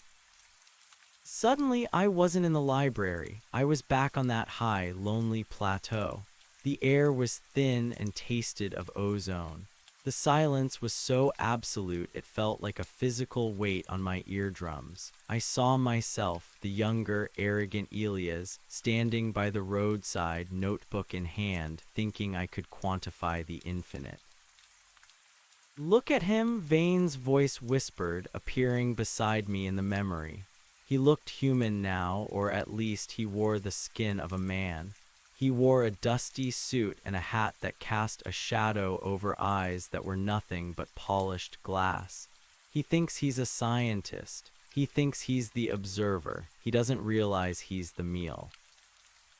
"I know how it ends, Silas," I said, my voice sounding hollow in the thin air. "Do you? You think this is about footsteps? It's about the burden of being known. Every creature on this planet spends its life trying to be seen, trying to leave a mark. We give them exactly what they want. We give them permanence. We turn their fleeting, pathetic little lives into a monument of stone." He gestured to the horizon, where the 42 stood like jagged teeth against the twilight. "They aren't prisoners, Elias. They are the only things in this universe that will truly last. When the sun burns out and the oceans boil away, the road will still be here. The record will remain. Don't you want to be part of the only thing that matters?" He reached out a hand. It wasn't a threat, it was an invitation. "Step out of the circle. Let the atlas finish the entry. You can be the architect of the new world. You can map the path for the billions who are coming. No more hiding, no more fear, just the clarity of the glass." For a heartbeat, I felt the pull, the sheer, seductive power of total memory. To never forget a face, a word, a feeling, to be the vessel for the entire human experience. It was the ultimate vanity, the ultimate lie. I looked at the younger Elias. He was looking at a small, purple flower pushing through the grit of the roadside. He wasn't recording it. He was just looking at it. He was letting the moment happen without trying to capture it. He was allowing it to be temporary. That was the secret. The beauty wasn't in the record. The beauty was in the vanishing. "No," I said. The memory shattered. I was back in the heart of the atlas, the mica pages glowing with a frustrated, violent heat. The circle I had drawn was thinning. The recursive loop was being drained by the sheer processing power of the road. I needed more noise. I needed more chaos to jam the signal. I reached out with my mind not to my own memories, but to the atlas itself. I didn't try to read the names, I tried to feel the gaps between them.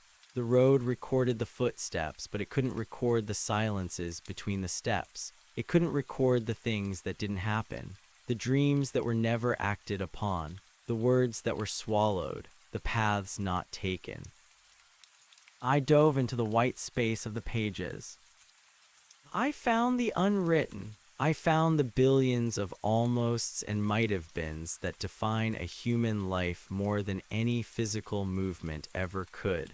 I grabbed hold of that infinite, unmapped potential and I shoved it into the loop. The atlas screamed. The sound was like a billion glass bells shattering at once. The mica pages began to warp, the etchings blurring into an indecipherable smear of light. The brain of the road was experiencing a massive systemic seizure. It couldn't categorize the void. It couldn't map the things that never existed. The library began to shake, but this time it wasn't a rewriting of reality. It was a breakdown. The obsidian pillars began to crumble back into dust. The violet light flickered, turning a pale, sickly gray. Selah's vein let out a roar of agony. His glass eyes cracked, and the dark fire within him began to leak out, dissipating into the air. He was being erased by the very thing he had tried to control. The road was cannibalizing its own master to try and make sense of the void I had unleashed. "What have you done?" he gasped, his form flickering like a bad television signal. You've introduced the rot. You've brought the forgetting into the heart of the memory. "It's called mercy, Selah's," I said, my own form beginning to unravel. The circle broke, the detour collapsed, but the atlas didn't return to its original state. It was broken. The pages were blanking out, the ink of human history dissolving into a neutral, silent gray. The names were vanishing. The maps were fading. I felt myself being pulled apart. The Elias that was woven into the mica was being unspooled. I wasn't dying, I was being forgotten, and it was the most wonderful feeling I had ever known. The last thing I saw before the light failed was the face of the man with the broken leg from the Blackwood stretch. He wasn't violet glass anymore. He was just a man standing on a road that was no longer black or polished. He looked at me, gave a small, tired nod, and then he simply walked away, his footsteps leaving no mark on the ordinary, dusty earth. Then the silence came, not the heavy, recording silence of the wilderness, but the light, empty silence of a room after the music has stopped. I woke up on the floor of the library. The sun was streaming through the high windows, casting long, golden rectangles across the marble. People were moving around me, students with backpacks, old men with newspapers, a librarian pushing a cart of books. No one was looking at me. I was just another man who had fallen asleep in the history section. I stood up, my joints stiff, my head throbbing with a dull, distant ache. I looked down at my hands. They were skin and bone, scarred and dirty, but they were solid. I looked at the floor. The marble was just marble, no violet shadows, no shimmering frost. I walked to the restricted section, to the shelf where Leo had found the book. There was nothing there but a gap between two heavy volumes on the history of the Pacific Northwest. The atlas was gone. Whether it had dissolved into the ether or simply become invisible to the world it could no longer control, I didn't know. I walked out of the library and into the Portland afternoon. The city was loud, it was chaotic, it was beautiful. I walked to the Burnside Bridge and stood in the middle of the span, watching the Willamette River. I looked at the pedestrian walkway. There were hundreds of people crossing, their footsteps a frantic, uncoordinated symphony. I looked at my own feet. The sun was behind me, casting a single, solitary shadow on the concrete. It was a short, stubby thing, perfectly aligned with the laws of physics. I took a step, then another. I waited for the click. I waited for the thrum in my inner ear. There was only the sound of the wind and the distant hum of traffic. I reached into my pocket and found a small, crumpled piece of paper. It was a note in Leo's handwriting, something he must have slipped into my pocket before they ran. The river doesn't remember, Dad. Will be at the coast. Look for the footprints that wash away. I smiled, a real smile that reached my eyes for the first time in years. I didn't have a bag, I didn't have a plan. I only had the moment and the glorious, terrifying uncertainty of the next step. I started walking toward the west, toward the ocean. I didn't look back to see if I was being followed. I didn't need to. For the first time in my life, I wasn't walking a path that had been laid out for me. I was just walking. Behind me, the city continued its frantic, forgetful dance. A bike messenger cursed at a taxi. A tourist took a photo of the skyline. A child dropped a scoop of ice cream on the sidewalk, and the sun began to melt it into a sticky, temporary puddle. The earth was warm, the air was sweet with the scent of pine and exhaust. And as I reached the end of the bridge, I felt a slight, familiar vibration in the soles of my boots. I froze, my heart skipping a beat. I looked down, expecting to see the violet glass, the obsidian hunger of the road. But it was just a pebble, caught in the tread of my shoe. I reached down, picked it up, and tossed it into the river. I watched it hit the water, creating a small, perfect circle of ripples that expanded, faded, and were lost in the flow of the current. I kept walking. The road was gone, the memory was broken. But as I moved through the crowd, I noticed something. Every person I passed, every stranger lost in their own little world, had a certain lightness to their step. They didn't know why, but they felt it. The weight of the world's gaze had been lifted. They were free to be forgotten. I reached the outskirts of the city, where the trees began to crowd the road and the air turned cool and damp. I found a small trail that led toward the mountains, a path of dirt and roots that didn't care who walked on it.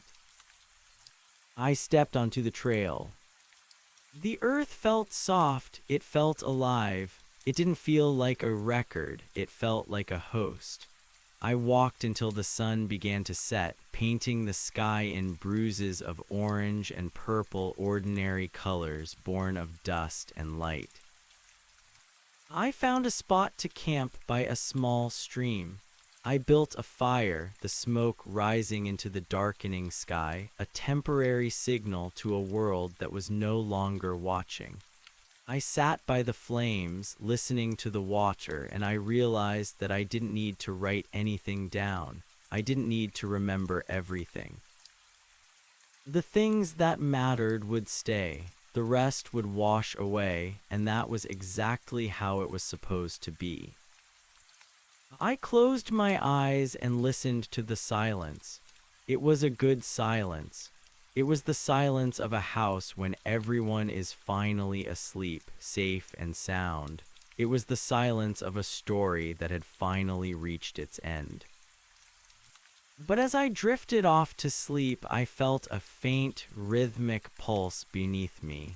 It wasn't the road. It was something deeper, something older. It was the heartbeat of the world itself, slow and steady and indifferent to the scratchings of men. It wasn't recording, it was just breathing. And in that breath, I finally found my peace. I was Elia's thorn, a man who had been a marker, a man who had been a scribe, and now, finally, a man who was just a guest. The road ahead was long, and the footprints I left would be gone by morning. And for the first time, that was enough. The dampness of the Oregon coast didn't feel like the cold of the Atlas. It was a living chill, one that seeped through my wool coat and reminded me that my joints were made of calcium and history, not violet light. I had been walking for 3 days. My boots were caked in a gray, sandy mud that didn't shimmer. When I stopped to rest by the side of Highway 26, I watched the cars hiss past on the wet asphalt. I looked at the drivers, a woman drinking coffee, a teenager tapping his fingers on a steering wheel, and I felt a strange, giddy invisibility. To the Atlas, they would have been luminous trajectories, data points of intent and destination. To me now, they were just people going somewhere I didn't need to map. I reached the town of Cannon Beach as the light was failing, turning the Pacific into a sheet of hammered lead. The air tasted of salt and decaying kelp. It was a messy, organic smell, the polar opposite of the sterile, ozone scent of the mica pages. I followed the directions Leo had implied in his note, the places where the footprints wash away. That meant the tide line. I walked onto the sand, my breath blooming in white plumes. The haystack rock loomed in the distance like a sleeping giant, its base swirled in foam. I didn't look for a house or a sign. I looked for the silence. I found it a mile south of the main tourist drag, where the cliffs leaned over the shore and the houses were tucked back into the salal and spruce. There, near a driftwood fire that was little more than a glow of orange embers against the purple dusk, I saw them. They weren't looking for me, they were looking at the ocean. Leo was poking a stick into the coals, and Sarah was wrapped in a heavy blanket, her shoulders hunched against the wind. They looked smaller than I remembered. Without the terrifying glow of the road illuminating their significance, they looked like what they were, a woman and a boy who had survived a haunting. I stopped 20 paces away. My heart, a muscle I had forgotten how to trust, hammered against my ribs. I was afraid that if I spoke, the click would return. I was afraid that by finding them, I would bring the Atlas back into existence through the sheer force of my love. Leo was the first to look up. He didn't scream or run. He just stood up, the stick falling from his hand into the sand. He looked at me with eyes that had seen the geography of the soul, and then he looked down at my feet. He was checking the sand. He was looking for the glow. When he saw only the dark, wet impressions of ordinary rubber soles, his face broke. It didn't just change expression, it shattered into a sob that was lost in the roar of the surf. He ran across the sand, his movements heavy and uncoordinated, and slammed into me. The impact was glorious. It was the weight of a growing boy, the smell of wood smoke and unwashed hair, the solid reality of a person who existed only in the now. I sank to my knees, burying my face in his shoulder, and for the first time since the Blackwood stretch, I let the memories go. I didn't store them, I didn't categorize them, I let them burn through me and vanish. Sarah was there a moment later. She didn't say "I told you so," and she didn't ask how I'd escaped. She simply knelt in the sand and pulled us both toward her. We stayed like that for a long time, a small knot of humanity against the vast, indifferent dark of the Pacific. "It's quiet," she whispered into my ear. "It's broken," I replied. "The book is closed, Sarah. The road. It's just a road again." We stayed in a small rental cottage that smelled of damp cedar and old magazines. For the first few days, I couldn't stop watching the floor. I would wake up in the middle of the night, convinced I would see the violet fractures spreading across the linoleum, or that I would hear Selah's veins' tectonic voice grinding in the rafters. But there was only the sound of the rain on the tin roof and the rhythmic breathing of my family in the next room. I started to realize that the rot I had introduced to the Atlas, the forgetting, wasn't just a weapon, it was a cure. My own memory was becoming porous. I found I couldn't quite remember the exact shade of the violet light or the specific names of the 42 markers. The faces of the people I had seen in the library were blurring, becoming generic, like old photographs left in the sun. I was losing the map, and in its place I was gaining the world. One afternoon, Leo asked me to go for a walk. We went back down to the beach. The tide was out, leaving vast mirrors of tide pools reflecting a bruised, cloudy sky. "Do you think it's still out there?" he asked, kicking a piece of green sea glass. "The road. Do you think it's just waiting for someone else to find it?" I looked at the horizon, where a container ship was a tiny black speck on the edge of the world. I think the world has a way of healing over, Leo. Like skin, I made a hole in the memory. I filled it with all the things that didn't happen, all the secrets that were never told. A machine like that, it runs on logic. It runs on the idea that everything can be measured. I gave it something immeasurable. "You gave it a ghost," Leo said. "I gave it the truth," I corrected, "that most of what we are is the stuff we never leave behind, the thoughts we keep to ourselves, the dreams we forget when we wake up. The road couldn't handle the weight of what wasn't there." We walked in silence for a while. I noticed that Leo was limping slightly. He'd twisted his ankle a few days prior, a simple, mundane injury. I watched his footprint, the left one slightly deeper than the right, the toes splayed in the soft sand. A wave came in, a gentle, frothing tongue of salt water, and licked the impression away. I felt a pang of something, not fear, but a lingering habit of the mind. I wanted to reach out and save that footprint. I wanted to document the way the water moved, the exact temperature of the sand, the way Leo's hair caught the wind. I forced myself to look away. I forced myself to let the wave do its work. "Dad." "Yeah, Leo. I'm glad you're just a guy." I laughed, and the sound felt strange in my throat, like a bell that hadn't been rung in decades. "Me too, kid, me too." As the weeks turned into months, the transition deepened.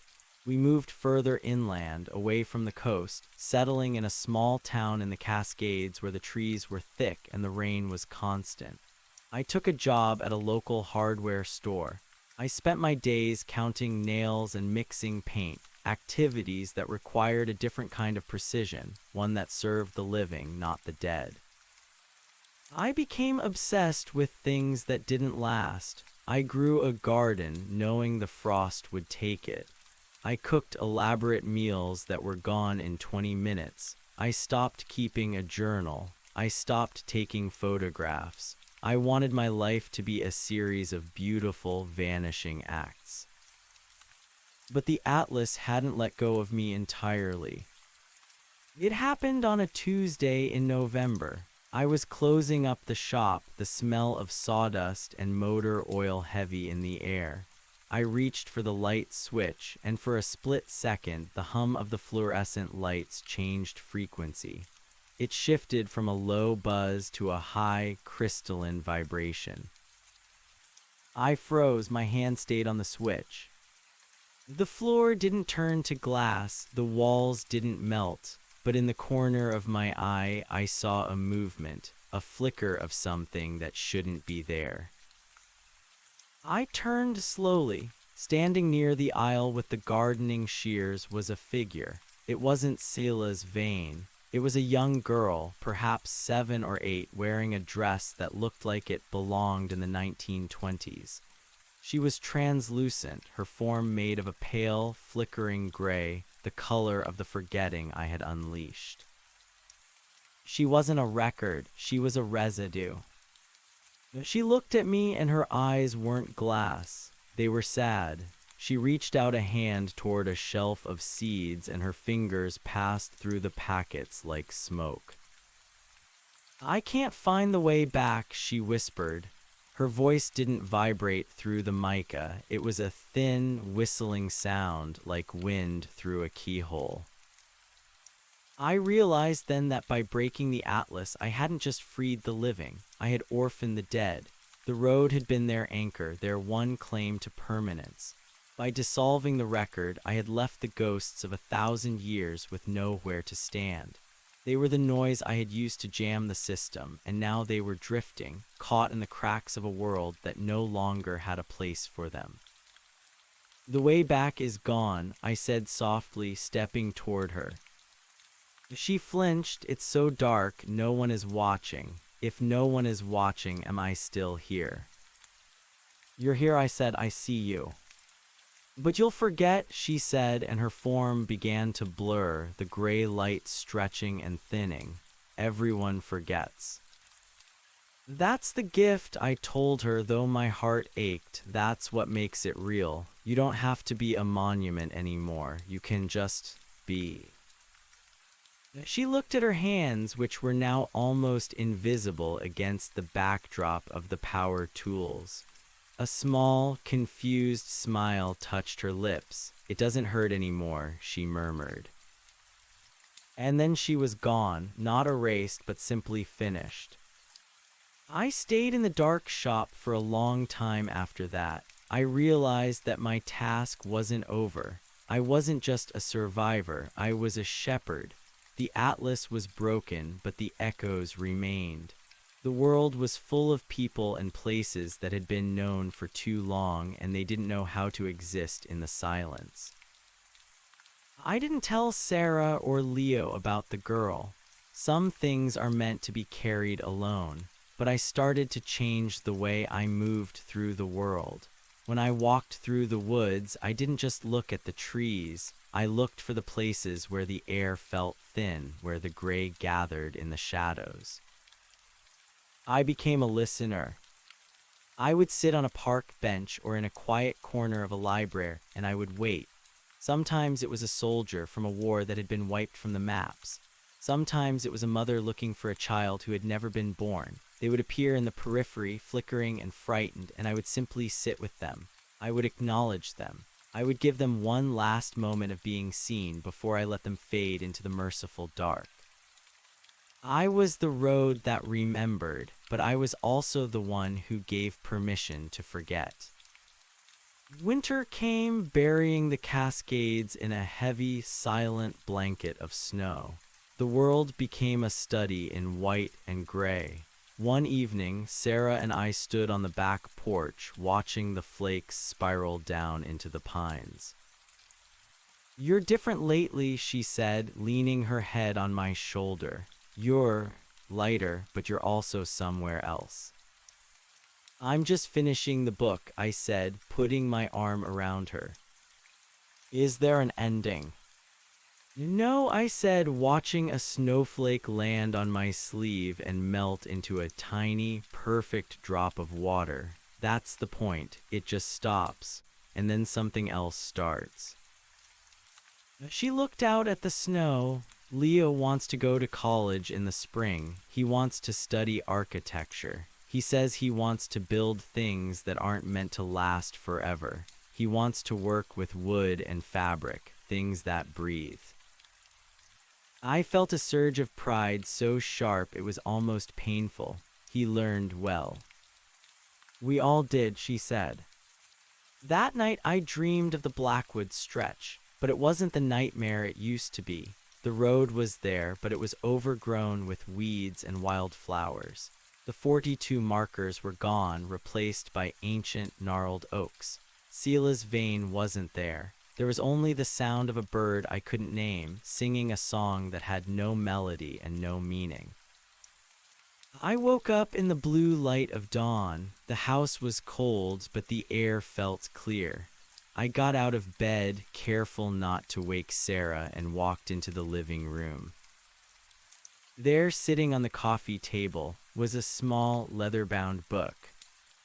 My heart stopped. I felt the old, cold dread wash over me. I approached it slowly, my hands shaking. Was this the Atlas? Had it found me again? Had it reconstituted itself from my own lingering memories? I reached out and touched the cover. It wasn't mica. It was just leather, old, cracked, and smelling of lanolin. I opened it. The pages weren't etched with violet light. They were filled with Leo's messy, teenage handwriting. There were sketches of buildings, diagrams of joints and trusses, and lists of materials. But on the very first page, there was a drawing. It was a drawing of me. I was standing on a bridge, looking at a river. I looked tired, and my coat was too big for me, but my feet were firmly planted on the ground. Beneath the drawing, Leo had written a single sentence. For my dad, who taught me how to walk away. I sat down on the sofa and held the book to my chest. I cried then, not with the hollow grief of the road, but with the full, messy, exhausting relief of a man who had finally come home. The sun rose over the mountains, casting a long, golden light across the floor. It was a beautiful light, and it didn't record a single thing. It just warmed the room, and for now, that was all the memory the world needed. I closed my eyes and let the morning happen. I didn't try to save it. I didn't try to map it. I just let it pass, a single, unrepeatable heartbeat in a world that was finally, gloriously allowed to forget. The winter deepened, and with it, the quiet grew more profound. It was not the sterile silence of the Atlas, but a muffled, textured hush that belonged to the snow. I found myself drawn to the local cemetery, not out of a macabre fascination, but because it was a place where the transition was most visible. The headstones were becoming unreadable under the weight of lichen and frost, their names softening into the earth. It was a place where the gray gathered in thick, peaceful pools. I sat on a granite bench one Tuesday, my breath a steady rhythm of white mist. I felt a familiar prickle at the base of my neck, the low-frequency hum of a fading record. I didn't turn my head quickly.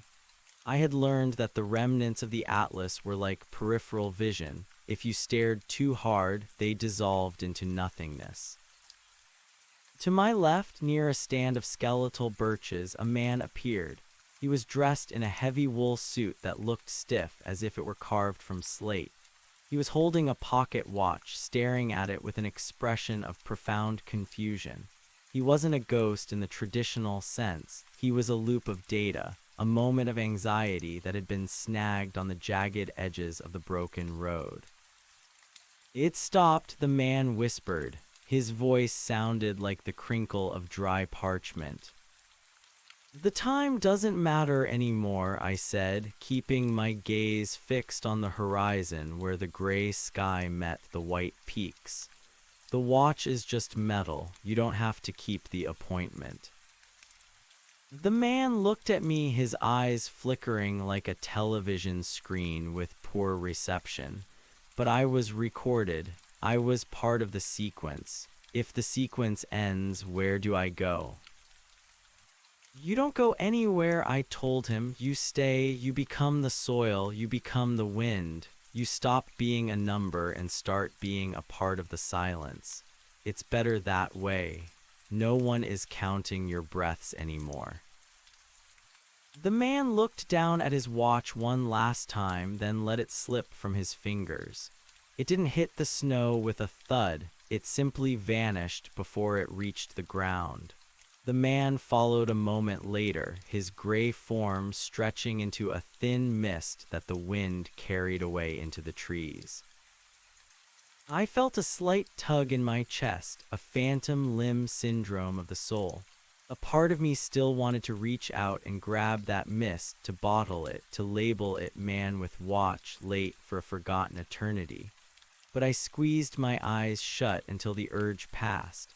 I was the curator of the void now, and my only job was to ensure the doors stayed unlocked. When I returned home, the smell of baking bread filled the kitchen.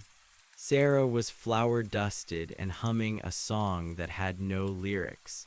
She looked up and smiled, a real smile that reached her eyes that no longer searched mine for the telltale violet spark. "Leo's packing," she said, gesturing toward the stairs. "He found an old trunk in the attic. He says he wants to take things that have stories, not just things that are useful." I climbed the stairs and found Leo sitting in the middle of a sea of clothes and books.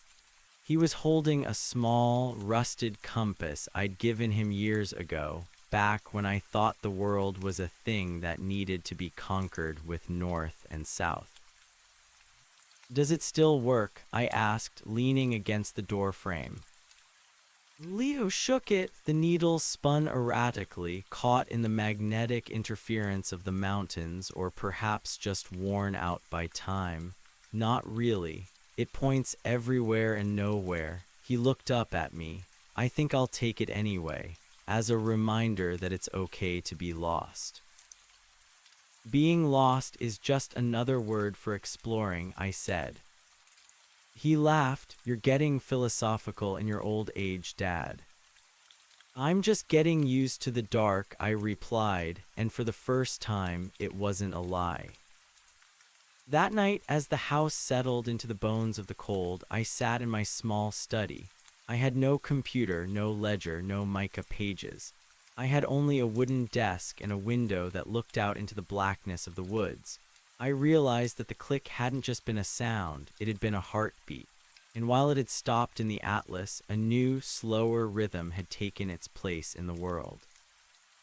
I thought about Sela's vein. I wondered if he was still there, trapped in the collapse of his own masterpiece, or if he had finally been granted the oblivion he so desperately feared. I hoped he was gone. I hoped the library had folded in on itself, crushing the glass floors and the violet ink into a fine, meaningless dust. But I knew better. Architecture like that, built of human intent and stolen light, doesn't disappear entirely. It leaves shadows.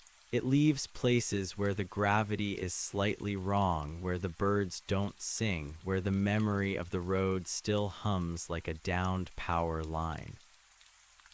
My work wasn't just about the ghosts, it was about the places. A week later, I told Sarah I needed to take a drive. I didn't tell her where I was going, and she didn't ask. There was a silent agreement between us now, a boundary of privacy that we respected like a holy rite. She kissed me on the cheek, her skin warm and smelling of cinnamon, and told me to be back by dinner. I drove east, away from the mountains and toward the high desert. I was looking for a specific stretch of Highway 20, a place where the Atlas had once held a particularly firm grip. It was a long, straight ribbon of asphalt that cut through the sagebrush, a place where the sky felt too big and the earth too flat. I pulled over near a dilapidated gas station that had been reclaimed by the sand. The air was dry and biting. I walked out into the scrub, my boots crunching on the frozen earth. I felt it almost immediately, the thinning of the air, the subtle vibration in the soles of my feet. This was a bruise in the world, a place where the Atlas had pressed too hard. I stood in the center of the vibration and waited. Slowly, the landscape began to shimmer. The sagebrush didn't disappear, but it became translucent, overlaid with the ghost of a road that no longer existed. It was a highway of light, shimmering with the footprints of thousands of travelers who had passed this way in the Atlas's memory. I saw a wagon train from the 1850s, their wheels glowing like phosphorus. I saw a lone hiker from the 1970s, his backpack a halo of violet energy. I saw a futuristic vehicle, sleek and silent, its trajectory a searing line of data. They were all there, stacked on top of one another, a vertical cemetery of moments. Enough, I whispered. I reached into my pocket and pulled out a small handful of soil from my garden in the Cascades. It was rich, dark earth, full of decay and life. I threw it into the air, into the center of the shimmering light. Forget, I commanded. The soil passed through the violet light, and where the grains touched the data, the light flickered and died. It was like dropping ink into a clear stream. The rot of the living world, the messy, entropic reality of dirt and microbes, was poison to the atlas. The wagon wheels shattered into sparks. The hiker vanished. The sleek vehicle dissolved into the wind. The violet highway groaned, a sound like a cello string snapping, and then the desert was just a desert again. The sagebrush was solid. The sky was empty. I stayed there until the sun began to dip below the horizon, painting the clouds in shades of bruised gold. I felt a deep, soul-shaking exhaustion, but also a lightness I couldn't explain. I was unmaking the world one memory at a time, and in doing so, I was making it whole again. On the drive back, I stopped at a diner in a town that didn't appear on most maps. It was a small, greasy place with neon signs and a waitress who looked like she'd seen everything and remembered none of it. I ordered a cup of black coffee and sat in a vinyl booth, listening to the clatter of plates and the low murmur of the radio. A man sat at the counter, his back to me. He was wearing a tattered trench coat, and for a moment my heart lurched. But when he turned to reach for the sugar, I saw he wasn't a marker. He was just a man with a tired face and grease under his fingernails. He caught my eye and nodded. Cold one out there. It is, I agreed. Going far? Home, I said. I'm going home. He nodded again and went back to his coffee. It was a perfectly ordinary interaction, devoid of significance, unrecorded by any celestial ledger. It was a beautiful, fleeting thing. When I finally reached our house, the lights were on, casting warm yellow squares onto the snow. I stood in the driveway for a moment, looking at the silhouette of Sarah in the window. She was folding laundry, her movements rhythmic and mundane. I realized then that the Atlas hadn't just been a record of the past, it had been a thief of the present. By trying to save everything, it had robbed every moment of its weight.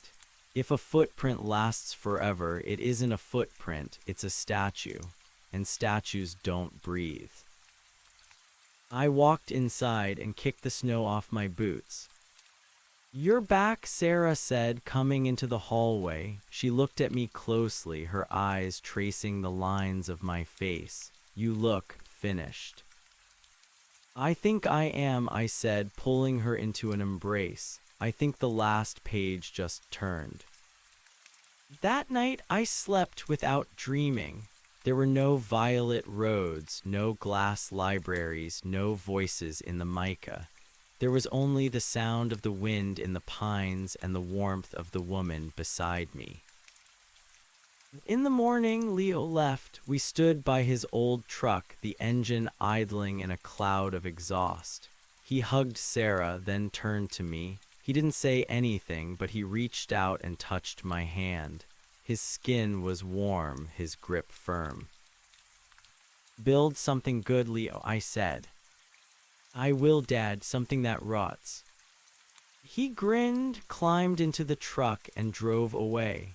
I watched the taillights disappear around the bend, and then I watched the tracks his tires had left in the slush. Within minutes, the falling snow began to fill them in.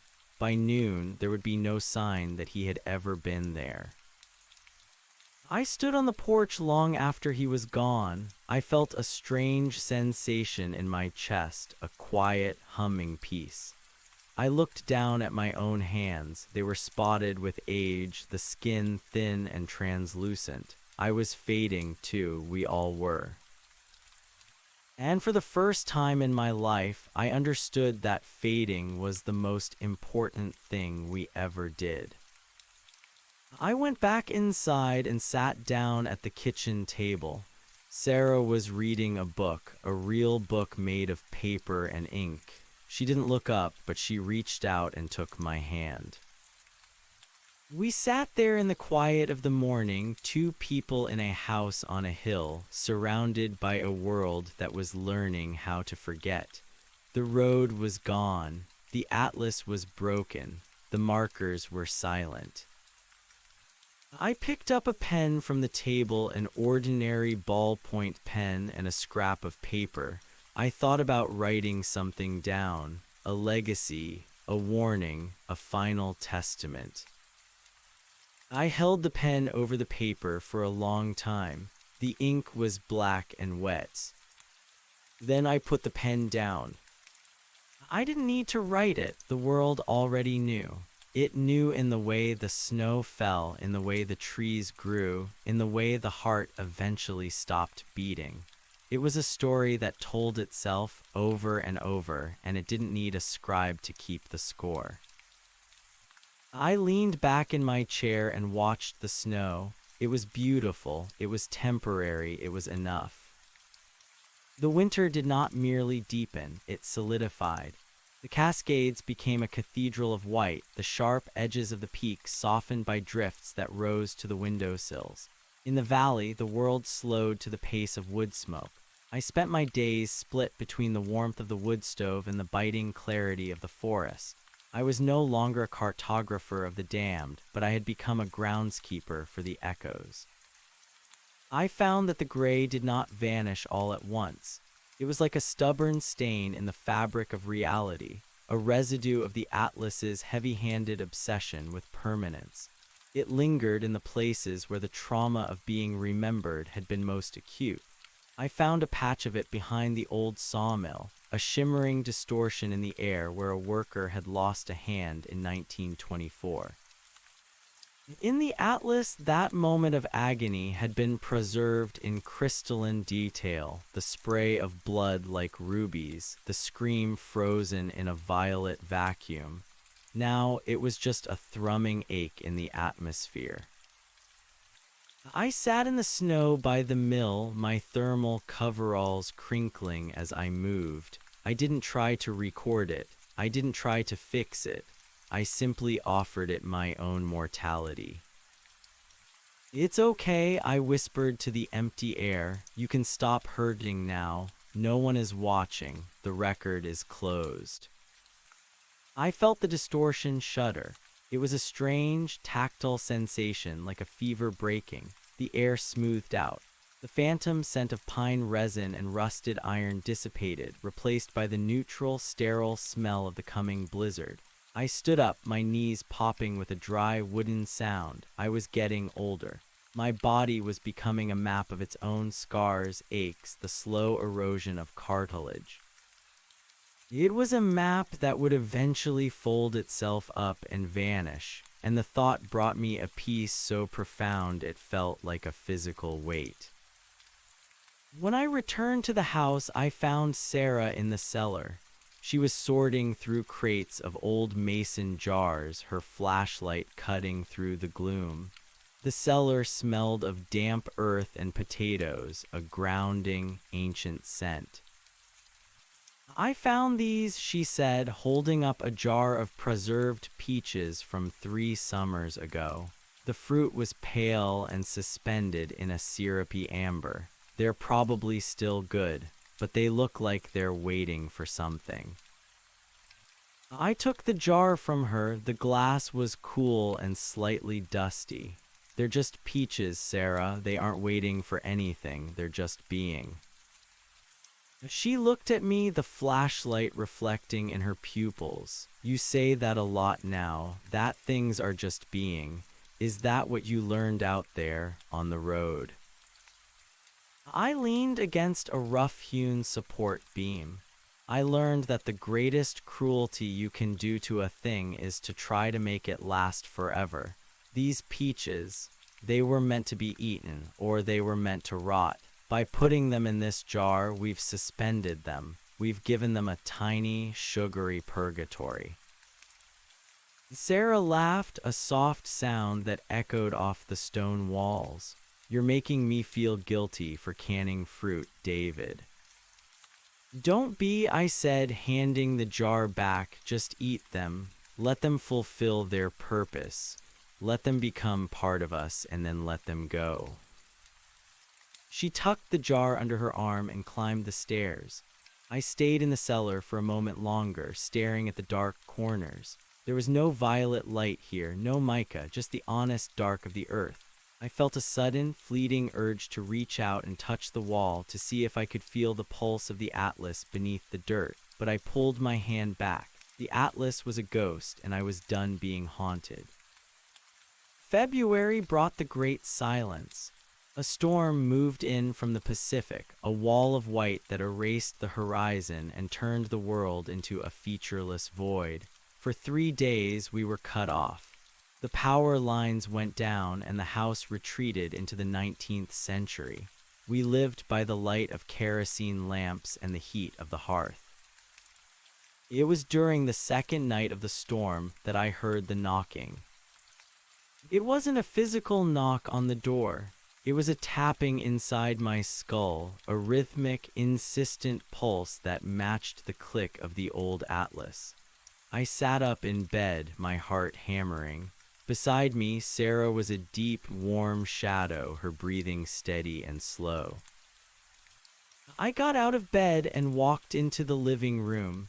The fire had burned down to a heap of glowing embers, casting long, jittery shadows across the floor. I stood in the center of the room, listening. The tapping came again, click, click, click. It was coming from the bookshelf. I approached it slowly, my hands trembling. I expected to see the leather-bound book Leo had drawn in, or perhaps a stray fragment of mica I'd missed. But there was nothing there but our old novels, some travel guides, and a collection of poetry. I reached out and ran my fingers along the spines. The tapping grew louder as my hand passed over a copy of Moby Dick. I pulled the book from the shelf. It was a cheap paperback, the edges yellowed and brittle. I opened it. Tucked inside the pages was a photograph. I took it to the window, where the moonlight reflecting off the snow provided a ghostly silver illumination. It was a Polaroid, the colors faded into a sepia haze. It showed a young man and a young woman standing in front of a blue Ford Mustang. They were laughing, their arms linked, their faces bright with a reckless, unearned confidence. The man was me, the woman was Sarah. I remembered the day. It was 1988. We were in Big Sur. The air had tasted of salt and eucalyptus. I remembered the way the wind had whipped Sarah's hair across her face and how I'd reached out to tuck a strand behind her ear. But as I looked at the photo, the sepia began to bleed. A faint, violet luminescence crept in from the edges, devouring the blue of the car and the gold of the sun. The figures in the photo began to stiffen. Their laughter became a rictus. Their eyes, once full of life, became flat and metallic. Glick. The atlas wasn't gone, it was just changing its tactics. It wasn't trying to map the world anymore, it was trying to map me. It was using my own nostalgia as a hook, trying to pull me back into the sequence. No, I whispered. My voice sounded small in the hollow house. I looked at the photo and I felt the old pull, the desire to preserve that moment, to keep that version of Sarah and myself forever young, forever happy, forever safe from the ravages of time. It would be so easy. I just had to want it. I just had to acknowledge the record. The violet light grew brighter, illuminating the dust motes in the air. The photo felt warm in my hand, vibrating with a low-frequency hum. I saw the road behind us in the picture, the Blackwood stretch appearing where the Pacific Coast Highway should have been. The markers were there, 42 of them, waiting for me to count them again. I looked at the fireplace. The embers were dying, but there was still a core of orange heat in the center. I walked over to the hearth. The tapping in my head reached a crescendo, a frantic, mechanical screaming. The Atlas didn't want to die. It was a machine built of human ego, and it couldn't comprehend its own obsolescence. "You aren't a memory," I said to the photo. "You're a cage." I dropped the Polaroid into the embers. For a second, the violet light flared, turning the living room into a surreal, ultraviolet nightmare. The shadows on the wall twisted and elongated, taking the shape of Sela's vein, of the soldier, of the mother. They were all there, a chorus of the recorded, reaching out for one last moment of relevance. Then the fire took it.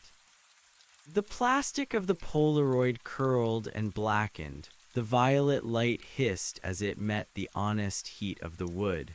There was a smell of ozone and burning chemicals, and then, with a final, pathetic pop, the light vanished. The tapping in my head stopped instantly. The silence that rushed in to fill the void was so heavy it made my ears ring. I sank to my knees on the rug, my breath coming in ragged gasps. I stayed there until the embers turned to gray ash. I watched the last of the heat fade away, leaving nothing but the cold. I felt a profound sense of loss, a grief for that version of us in 1988, but it was a clean grief.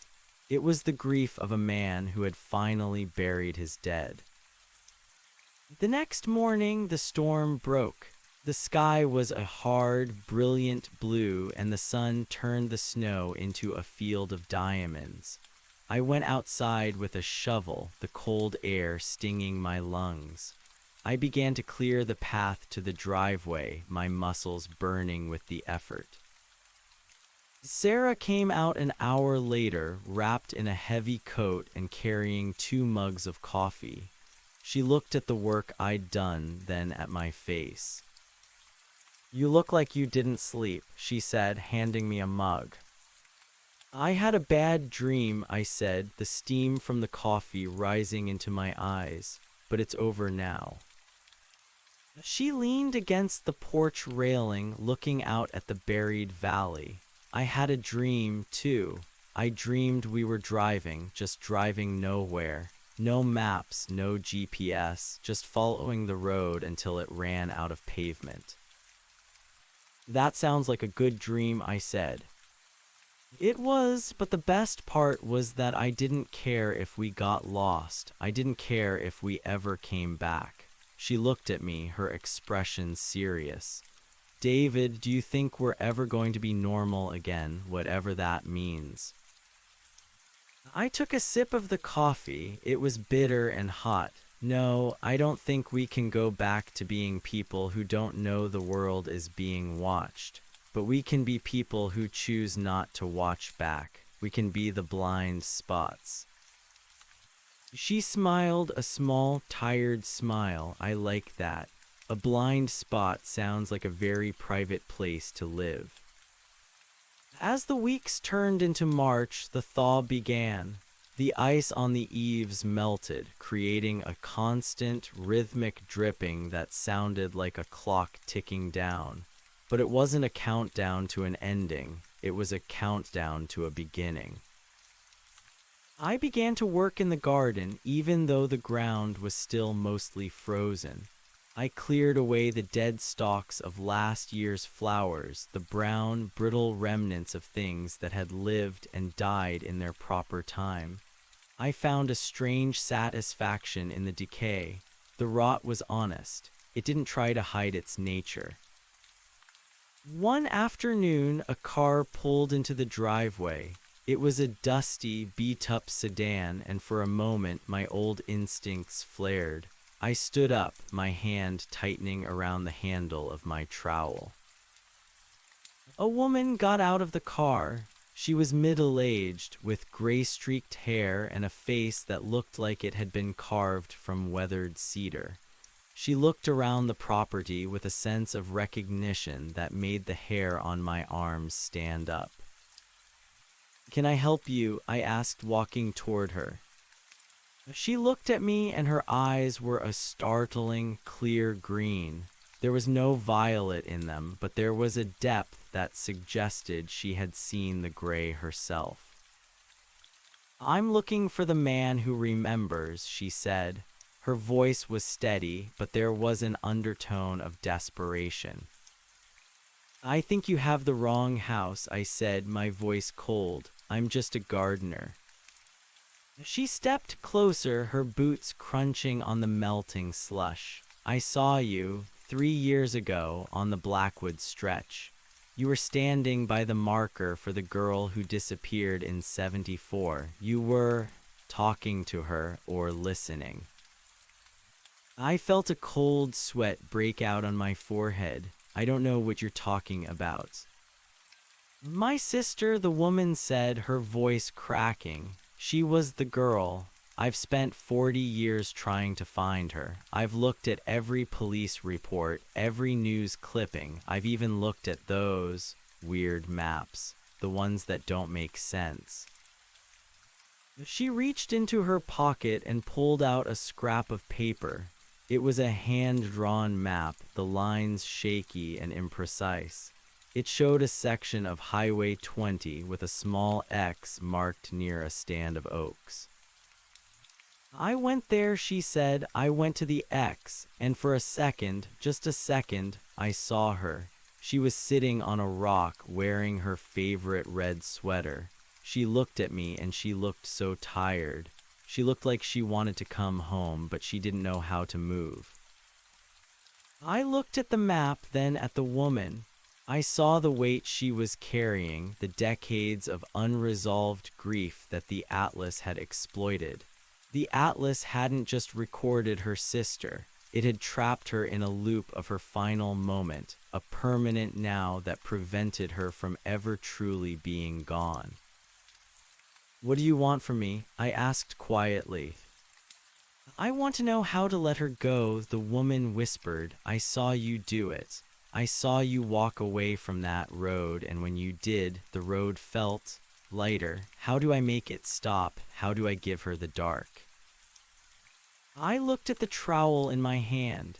I looked at the garden where the new shoots were struggling to break through the mud. I realized that my work wasn't finished. I couldn't just retire into my own private silence. There were others, thousands of others, who were still tethered to the Atlas by the threads of their own love and loss. I was the road that remembered, but I was also the one who held the scissors. "Come inside," I said, stepping back to let her pass. "I'll make some tea, and then I'll tell you how to forget." As we walked toward the house, I looked up at the mountains. The snow was retreating, revealing the dark, scarred earth beneath. It wasn't pretty, and it wasn't permanent. It was just the world, messy and entropic and gloriously unrecorded. I felt Sarah watching us from the window. I knew she understood. This was the burden of the survivor, not just to live, but to ensure that the dead were allowed to stay dead. I opened the door and let the woman in. The house felt warm and full of light, the kind of light that didn't save anything but simply made it possible to see. "My name is David," I said as I put the kettle on the stove. I'm Alina, she replied, sitting at the kitchen table. Well, Alina, I said, looking out at the fading afternoon, let's talk about your sister. And then let's talk about how we can finally say goodbye.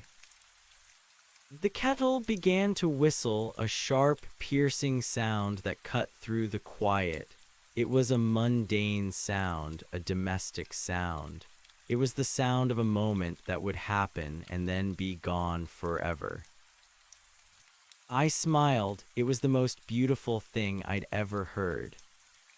We sat at the scarred oak table for hours. The tea went cold, the steam vanishing into the dry air of the kitchen, but Alina didn't seem to notice.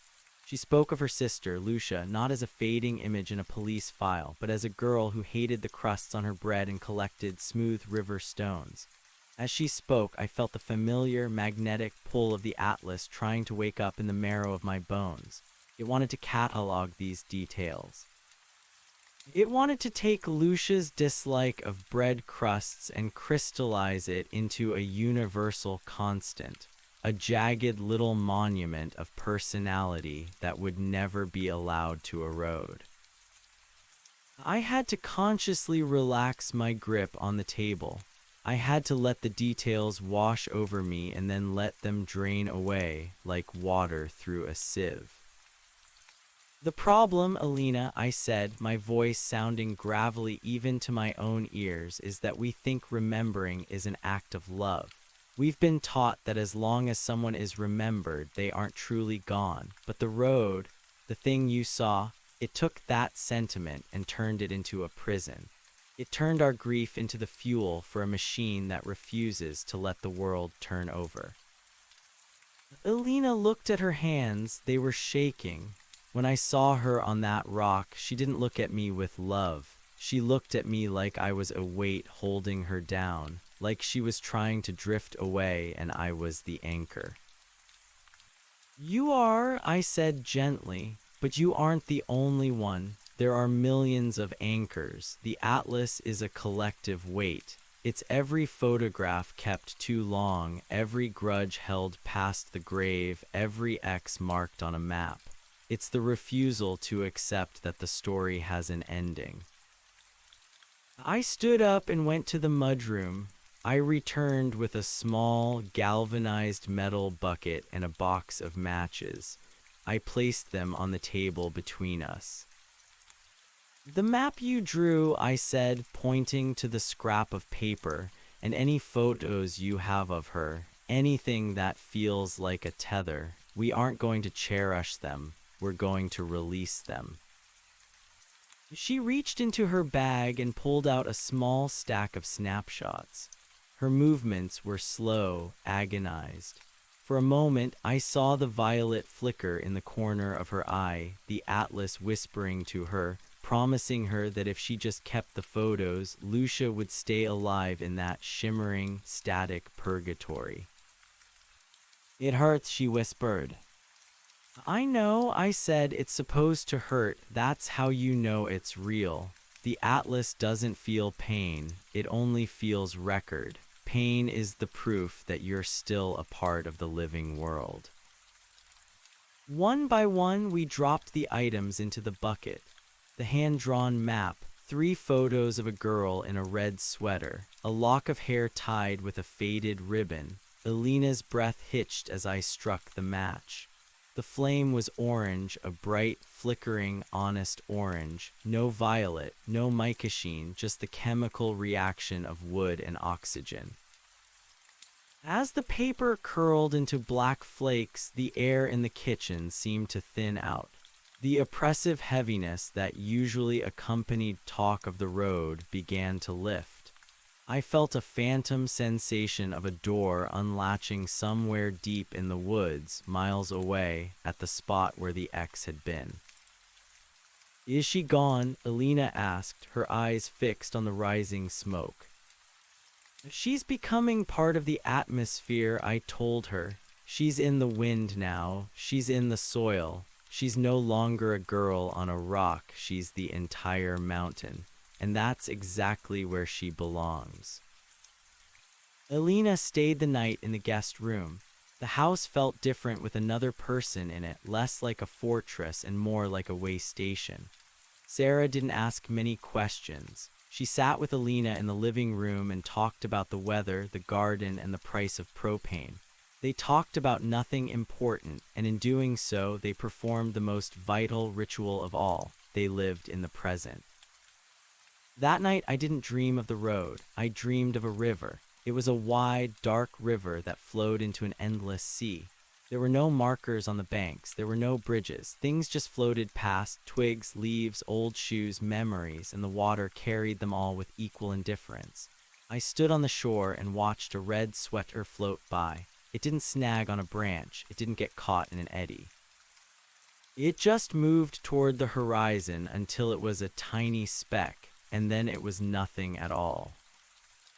When I woke up, the sun was hitting the floorboards. Alina was gone. She had left a note on the kitchen table. I walked to the creek this morning. I didn't see her. Thank you for the silence. I went out to the porch and sat in my usual chair. The air was crisp, the scent of damp earth rising as the last of the snow retreated into the shadows of the north-facing slopes. Sarah came out and sat on the steps. She won't be the last one, David. I know, I said. The Atlas left a lot of holes in people. They're going to feel the draft. They're going to come looking for the person who knows how to plug them. I looked at my hands. They were steady. The calluses from the shovel were thick, a map of my own labor. I'm not going to plug the holes, Sarah. I'm going to teach them how to walk through them, to the other side. The weeks that followed were a strange blur of domesticity and exorcism. Word seemed to travel in a way that defied logic, not through the internet or the phones, but through the gray itself. People who had been touched by the road, people who had seen the violet light in the periphery of their lives, began to find their way to the valley. They came in old trucks and expensive SUVs. They came from the cities and the high desert. Each of them brought a fragment of the Atlas, a diary that wrote itself, a compass that only pointed to a tragedy, a memory that wouldn't stop looping. I became a different kind of cartographer. I didn't draw maps of where things were. I drew maps of how to let them vanish. We built a fire pit behind the sawmill, a stone circle where the gray had once been the thickest. We called it the unmaking. I told them the same thing I told Alina. The world is not a museum. You are not a curator. You are a biological event, and you are allowed to end. We burned letters. We buried cursed objects in the deep woods where the roots of the hemlocks would crush them. We sat in silence and practiced the art of not noticing. I taught them that if you don't give the Atlas your attention, it starves. It is a parasite of the ego, and it cannot survive a truly humble heart. But even as I helped them, I felt the cost. Each time I guided someone through the process of forgetting, a little piece of my own history felt frayed at the edges. I was becoming a ghost myself, a man defined by the things he no longer held onto. In late April, a man arrived who didn't have a map or a photo. He arrived on foot, his clothes tattered, his eyes wide and vacant. He didn't speak. He just sat by the fire pit and stared at the ashes. I sat with him for 3 days. I brought him water and bread. On the 4th day, he finally looked at me. I was a marker, he whispered. The air around him didn't just feel gray, it felt cold. Not the cold of winter, but the cold of deep space, the absence of all heat, all vibration. I stood on the corner of 4th and Main in a town that doesn't exist anymore, he said. I stood there for 60 years. I watched every car. I counted every heartbeat. I was the record of the intersection. When the atlas broke, the town went away, but I stayed. I don't know how to be a person. I only know how to be a coordinate. I looked at him and saw the ultimate horror of the atlas. It wasn't just that it trapped the dead, it colonized the living. This man had been hollowed out, his soul replaced by a set of longitudinal and latitudinal lines. "You aren't a coordinate anymore," I said, my voice trembling. "The intersection is gone. There is nothing left to count." "Then what am I?" he asked. "You are a man sitting in the mud," I told him, "and the mud doesn't care about your history. It just wants to get you dirty." I reached out and took his hand. His skin felt like parchment, dry, thin, and ready to tear. I led him to the creek. The water was high with the spring runoff, a churning, chaotic force of nature. "Step in," I said. He hesitated, his body rigid. I'll lose my place." "That's the point," I said. "Lose your place, get lost, become a blind spot." He stepped into the water. The current was strong, pulling at his legs. He stumbled, and for a moment I thought he would be swept away. But then he laughed. It was a thin, wheezing sound, but it was the most human thing I'd heard in months. He reached down and splashed water on his face, erasing the dust of 60 years of standing still. "It's cold," he shouted over the roar of the creek. "Yes," I yelled back. "It's cold and it's moving, and it's never going to happen exactly like this ever again." He stayed in the water until his skin turned blue, and when he came out, the vacancy in his eyes was gone. He left the next morning, walking toward the highway. He didn't look back. He didn't have to.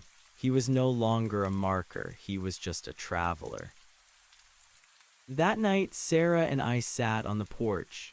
The peepers were loud in the marsh, a frantic, pulsing chorus of life. "How many more, David?" she asked. "As many as it takes," I said. "The atlas was a big book. It's going to take a long time to burn the pages." She leaned her head on my shoulder. "I'm tired of the gray. I want to see colors that don't mean anything. I want to look at a sunset and not think about what it's a metaphor for." "Then look," I said, pointing to the west.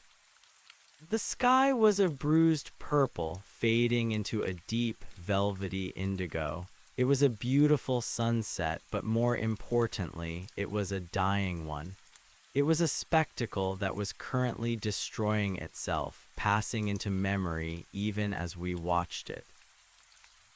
I felt a sudden, sharp pang in my chest, a reminder of the mica shard that had once been lodged there. It was gone, but the scar remained. It was a reminder that I was still a part of the sequence, still a man who had walked the road. I realized then that I could never truly be free of it as long as I was the one helping others. By being the man who remembers, I was still keeping the record alive, even if I was recording the endings. I was the final chapter of the atlas, the one that explained how the book was closed. And as long as that chapter was being written, the atlas still existed. I looked at Sarah. Her face was beautiful in the fading light, lined with age, weary with the weight of our shared life, but alive, truly messy, fragilely alive. "I have to stop," I whispered. "Stop what?" she asked.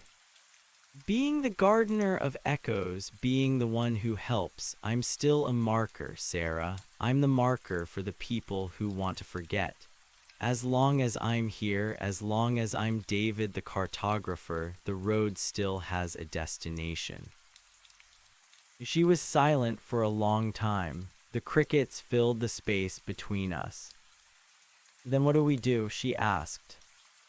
"We leave," I said. "We leave this house. We leave the valley. We go somewhere where no one knows our names, and we become nobody. We become the people who don't have a story. Where would we go? It doesn't matter, I said, and for the first time in years, I felt a genuine sense of excitement. That's the beauty of it. We go where the road takes us, and we don't look at the signs. We don't count the miles. We just go. We spent the next week packing. We didn't take much. No photos, no journals, just clothes, a few tools, and the necessities of life. We left the house furnished, the doors unlocked. Let the forest take it. Let the mice build nests in the cushions. Let the dust settle like a shroud over the life we had lived there. On the final morning, I stood by the fire pit one last time. The ashes were cold. The stones were just stones. I felt a faint vibration in the air, a last desperate click from the phantom atlas trying to record my departure. I didn't acknowledge it. I didn't even think goodbye.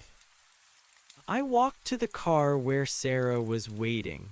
She had the engine running, a low, rhythmic thrum that drowned out the silence of the mountains. I got into the driver's seat and put my hands on the wheel. "Ready?" I asked. She looked at me and smiled. It wasn't a smile for the record. It was a smile for me. Ready. I put the car in gear and drove down the driveway. We reached the end of the dirt road and turned onto the highway. I didn't look in the rearview mirror. I didn't check the odometer. The road stretched out before us, a gray ribbon of asphalt cutting through the green of the spring forest. It was just a road.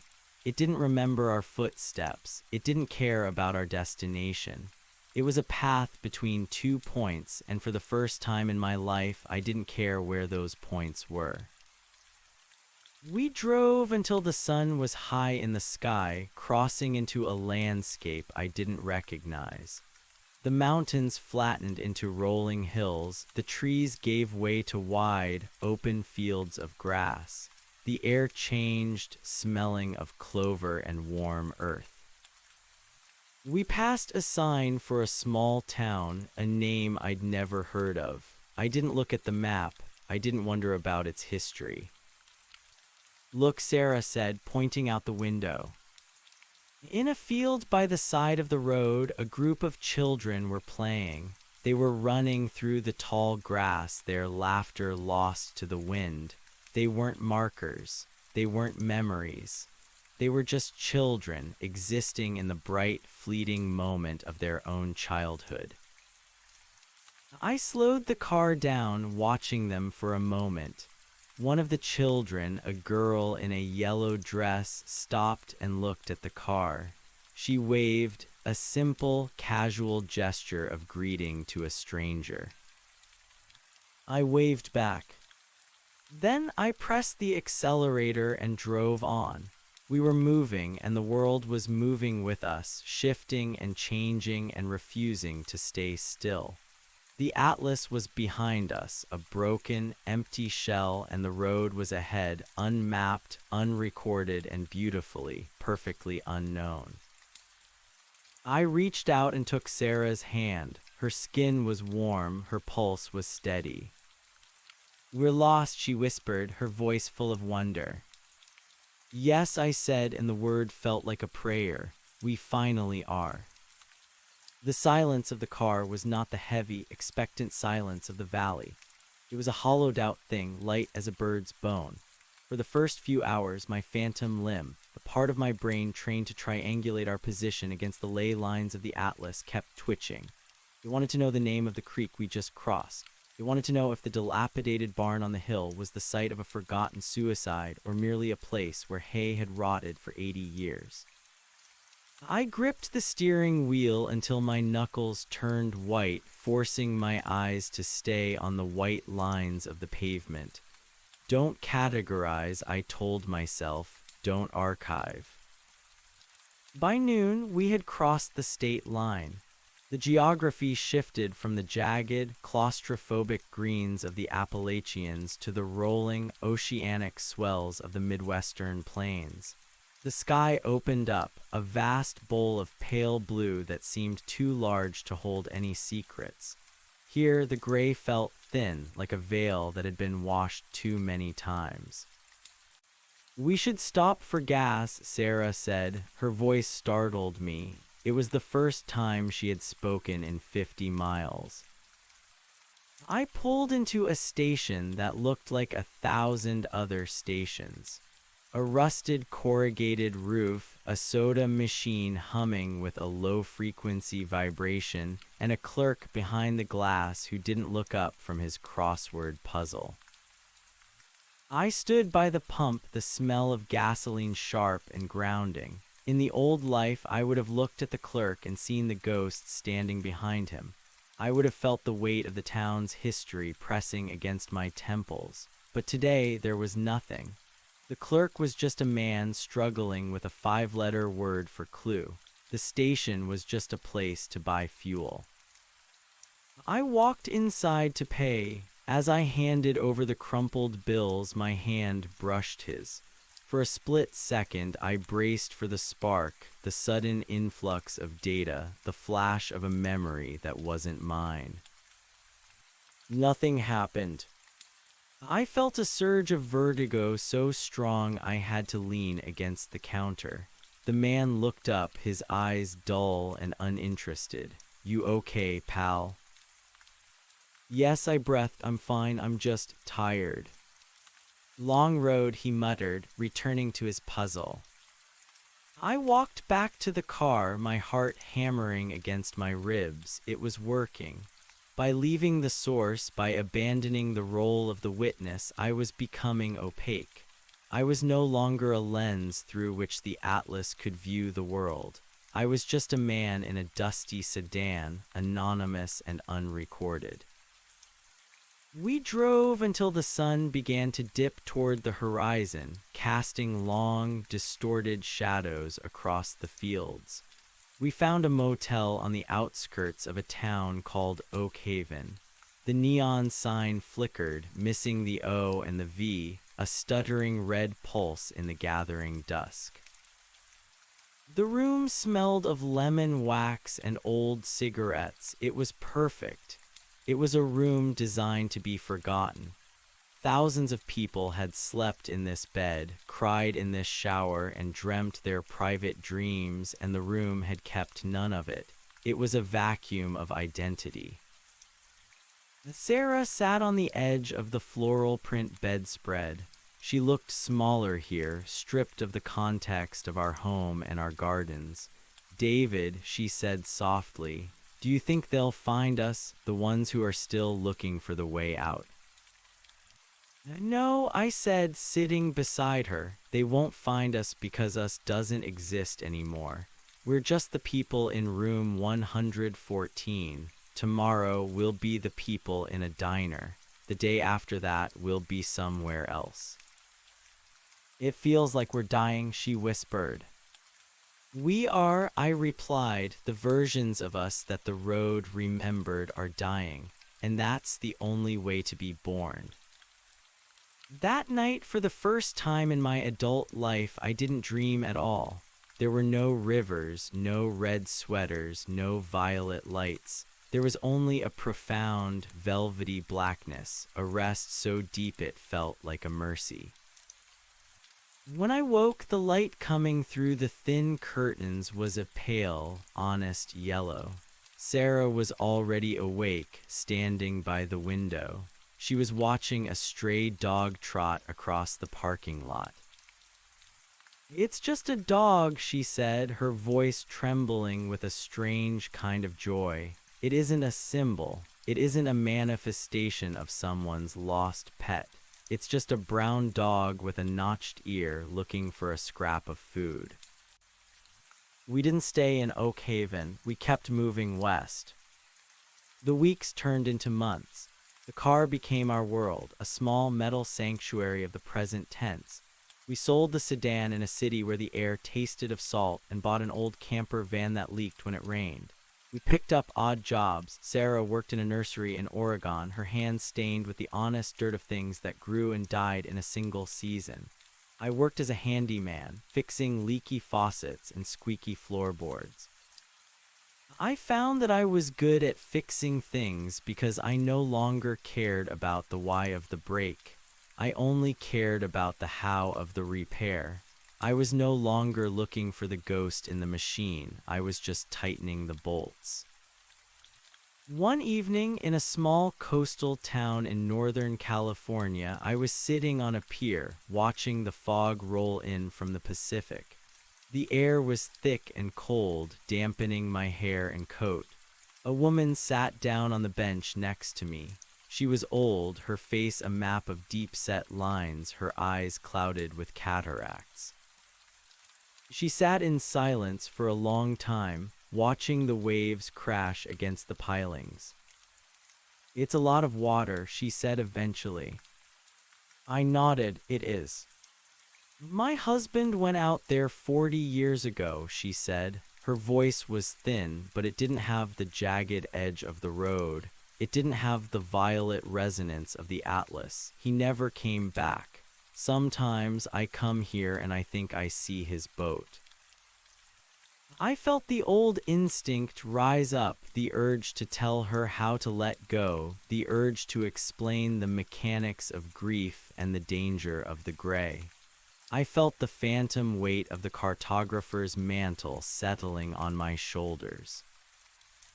I opened my mouth to speak, to offer her the ritual of the unmaking. But then I looked at her, really looked at her. She wasn't trapped. She wasn't a prisoner of a shimmering, static purgatory. She was just an old woman missing her husband.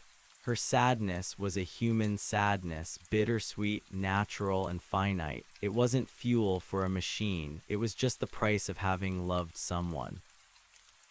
I realized then that not every memory was a tether. Not every ghost was a haunting. "I hope it's a beautiful boat," I said. She smiled, a genuine, fragile thing. It was. It was painted the color of the sky just before a storm. "That sounds lovely," I said.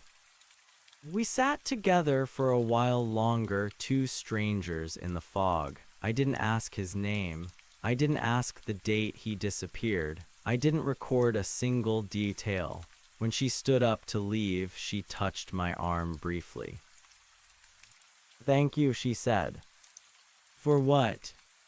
"For not telling me he's gone," she said. "I know he's gone. I just wanted someone to sit with the idea of him for a minute." As she walked away, I felt a final, microscopic click deep inside my chest. The last shard of the Atlas, the part of me that felt responsible for the world's forgetting, shattered.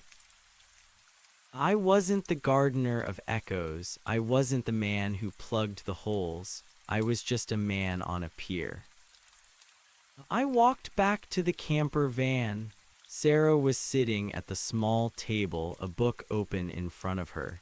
She looked up as I entered, and for the first time, I didn't see the woman who had survived the valley. I just saw Sarah.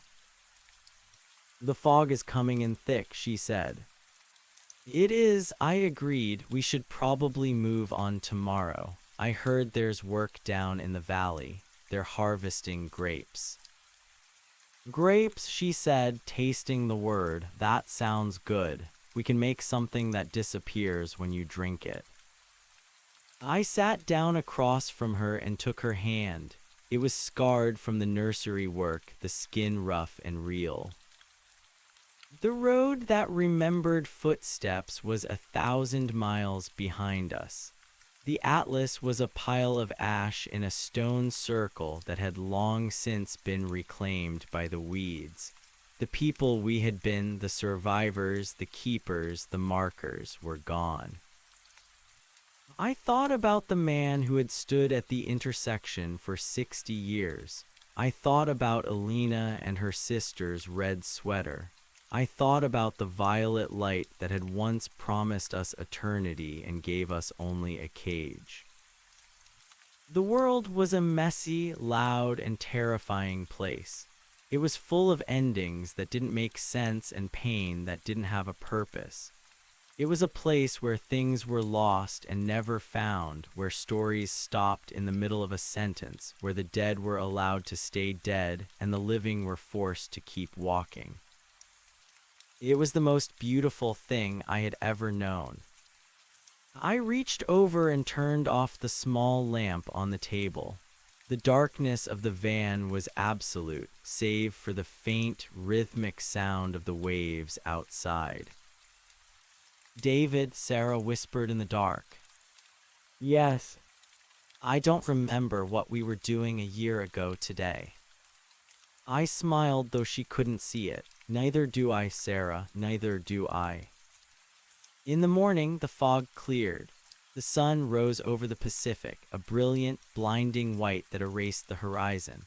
We didn't look back at the pier. We didn't look for the woman with the cataracts. We just started the engine and pulled out onto the highway, merging into the flow of traffic, becoming just one more flicker of light in a world that was constantly, gloriously moving toward its own end.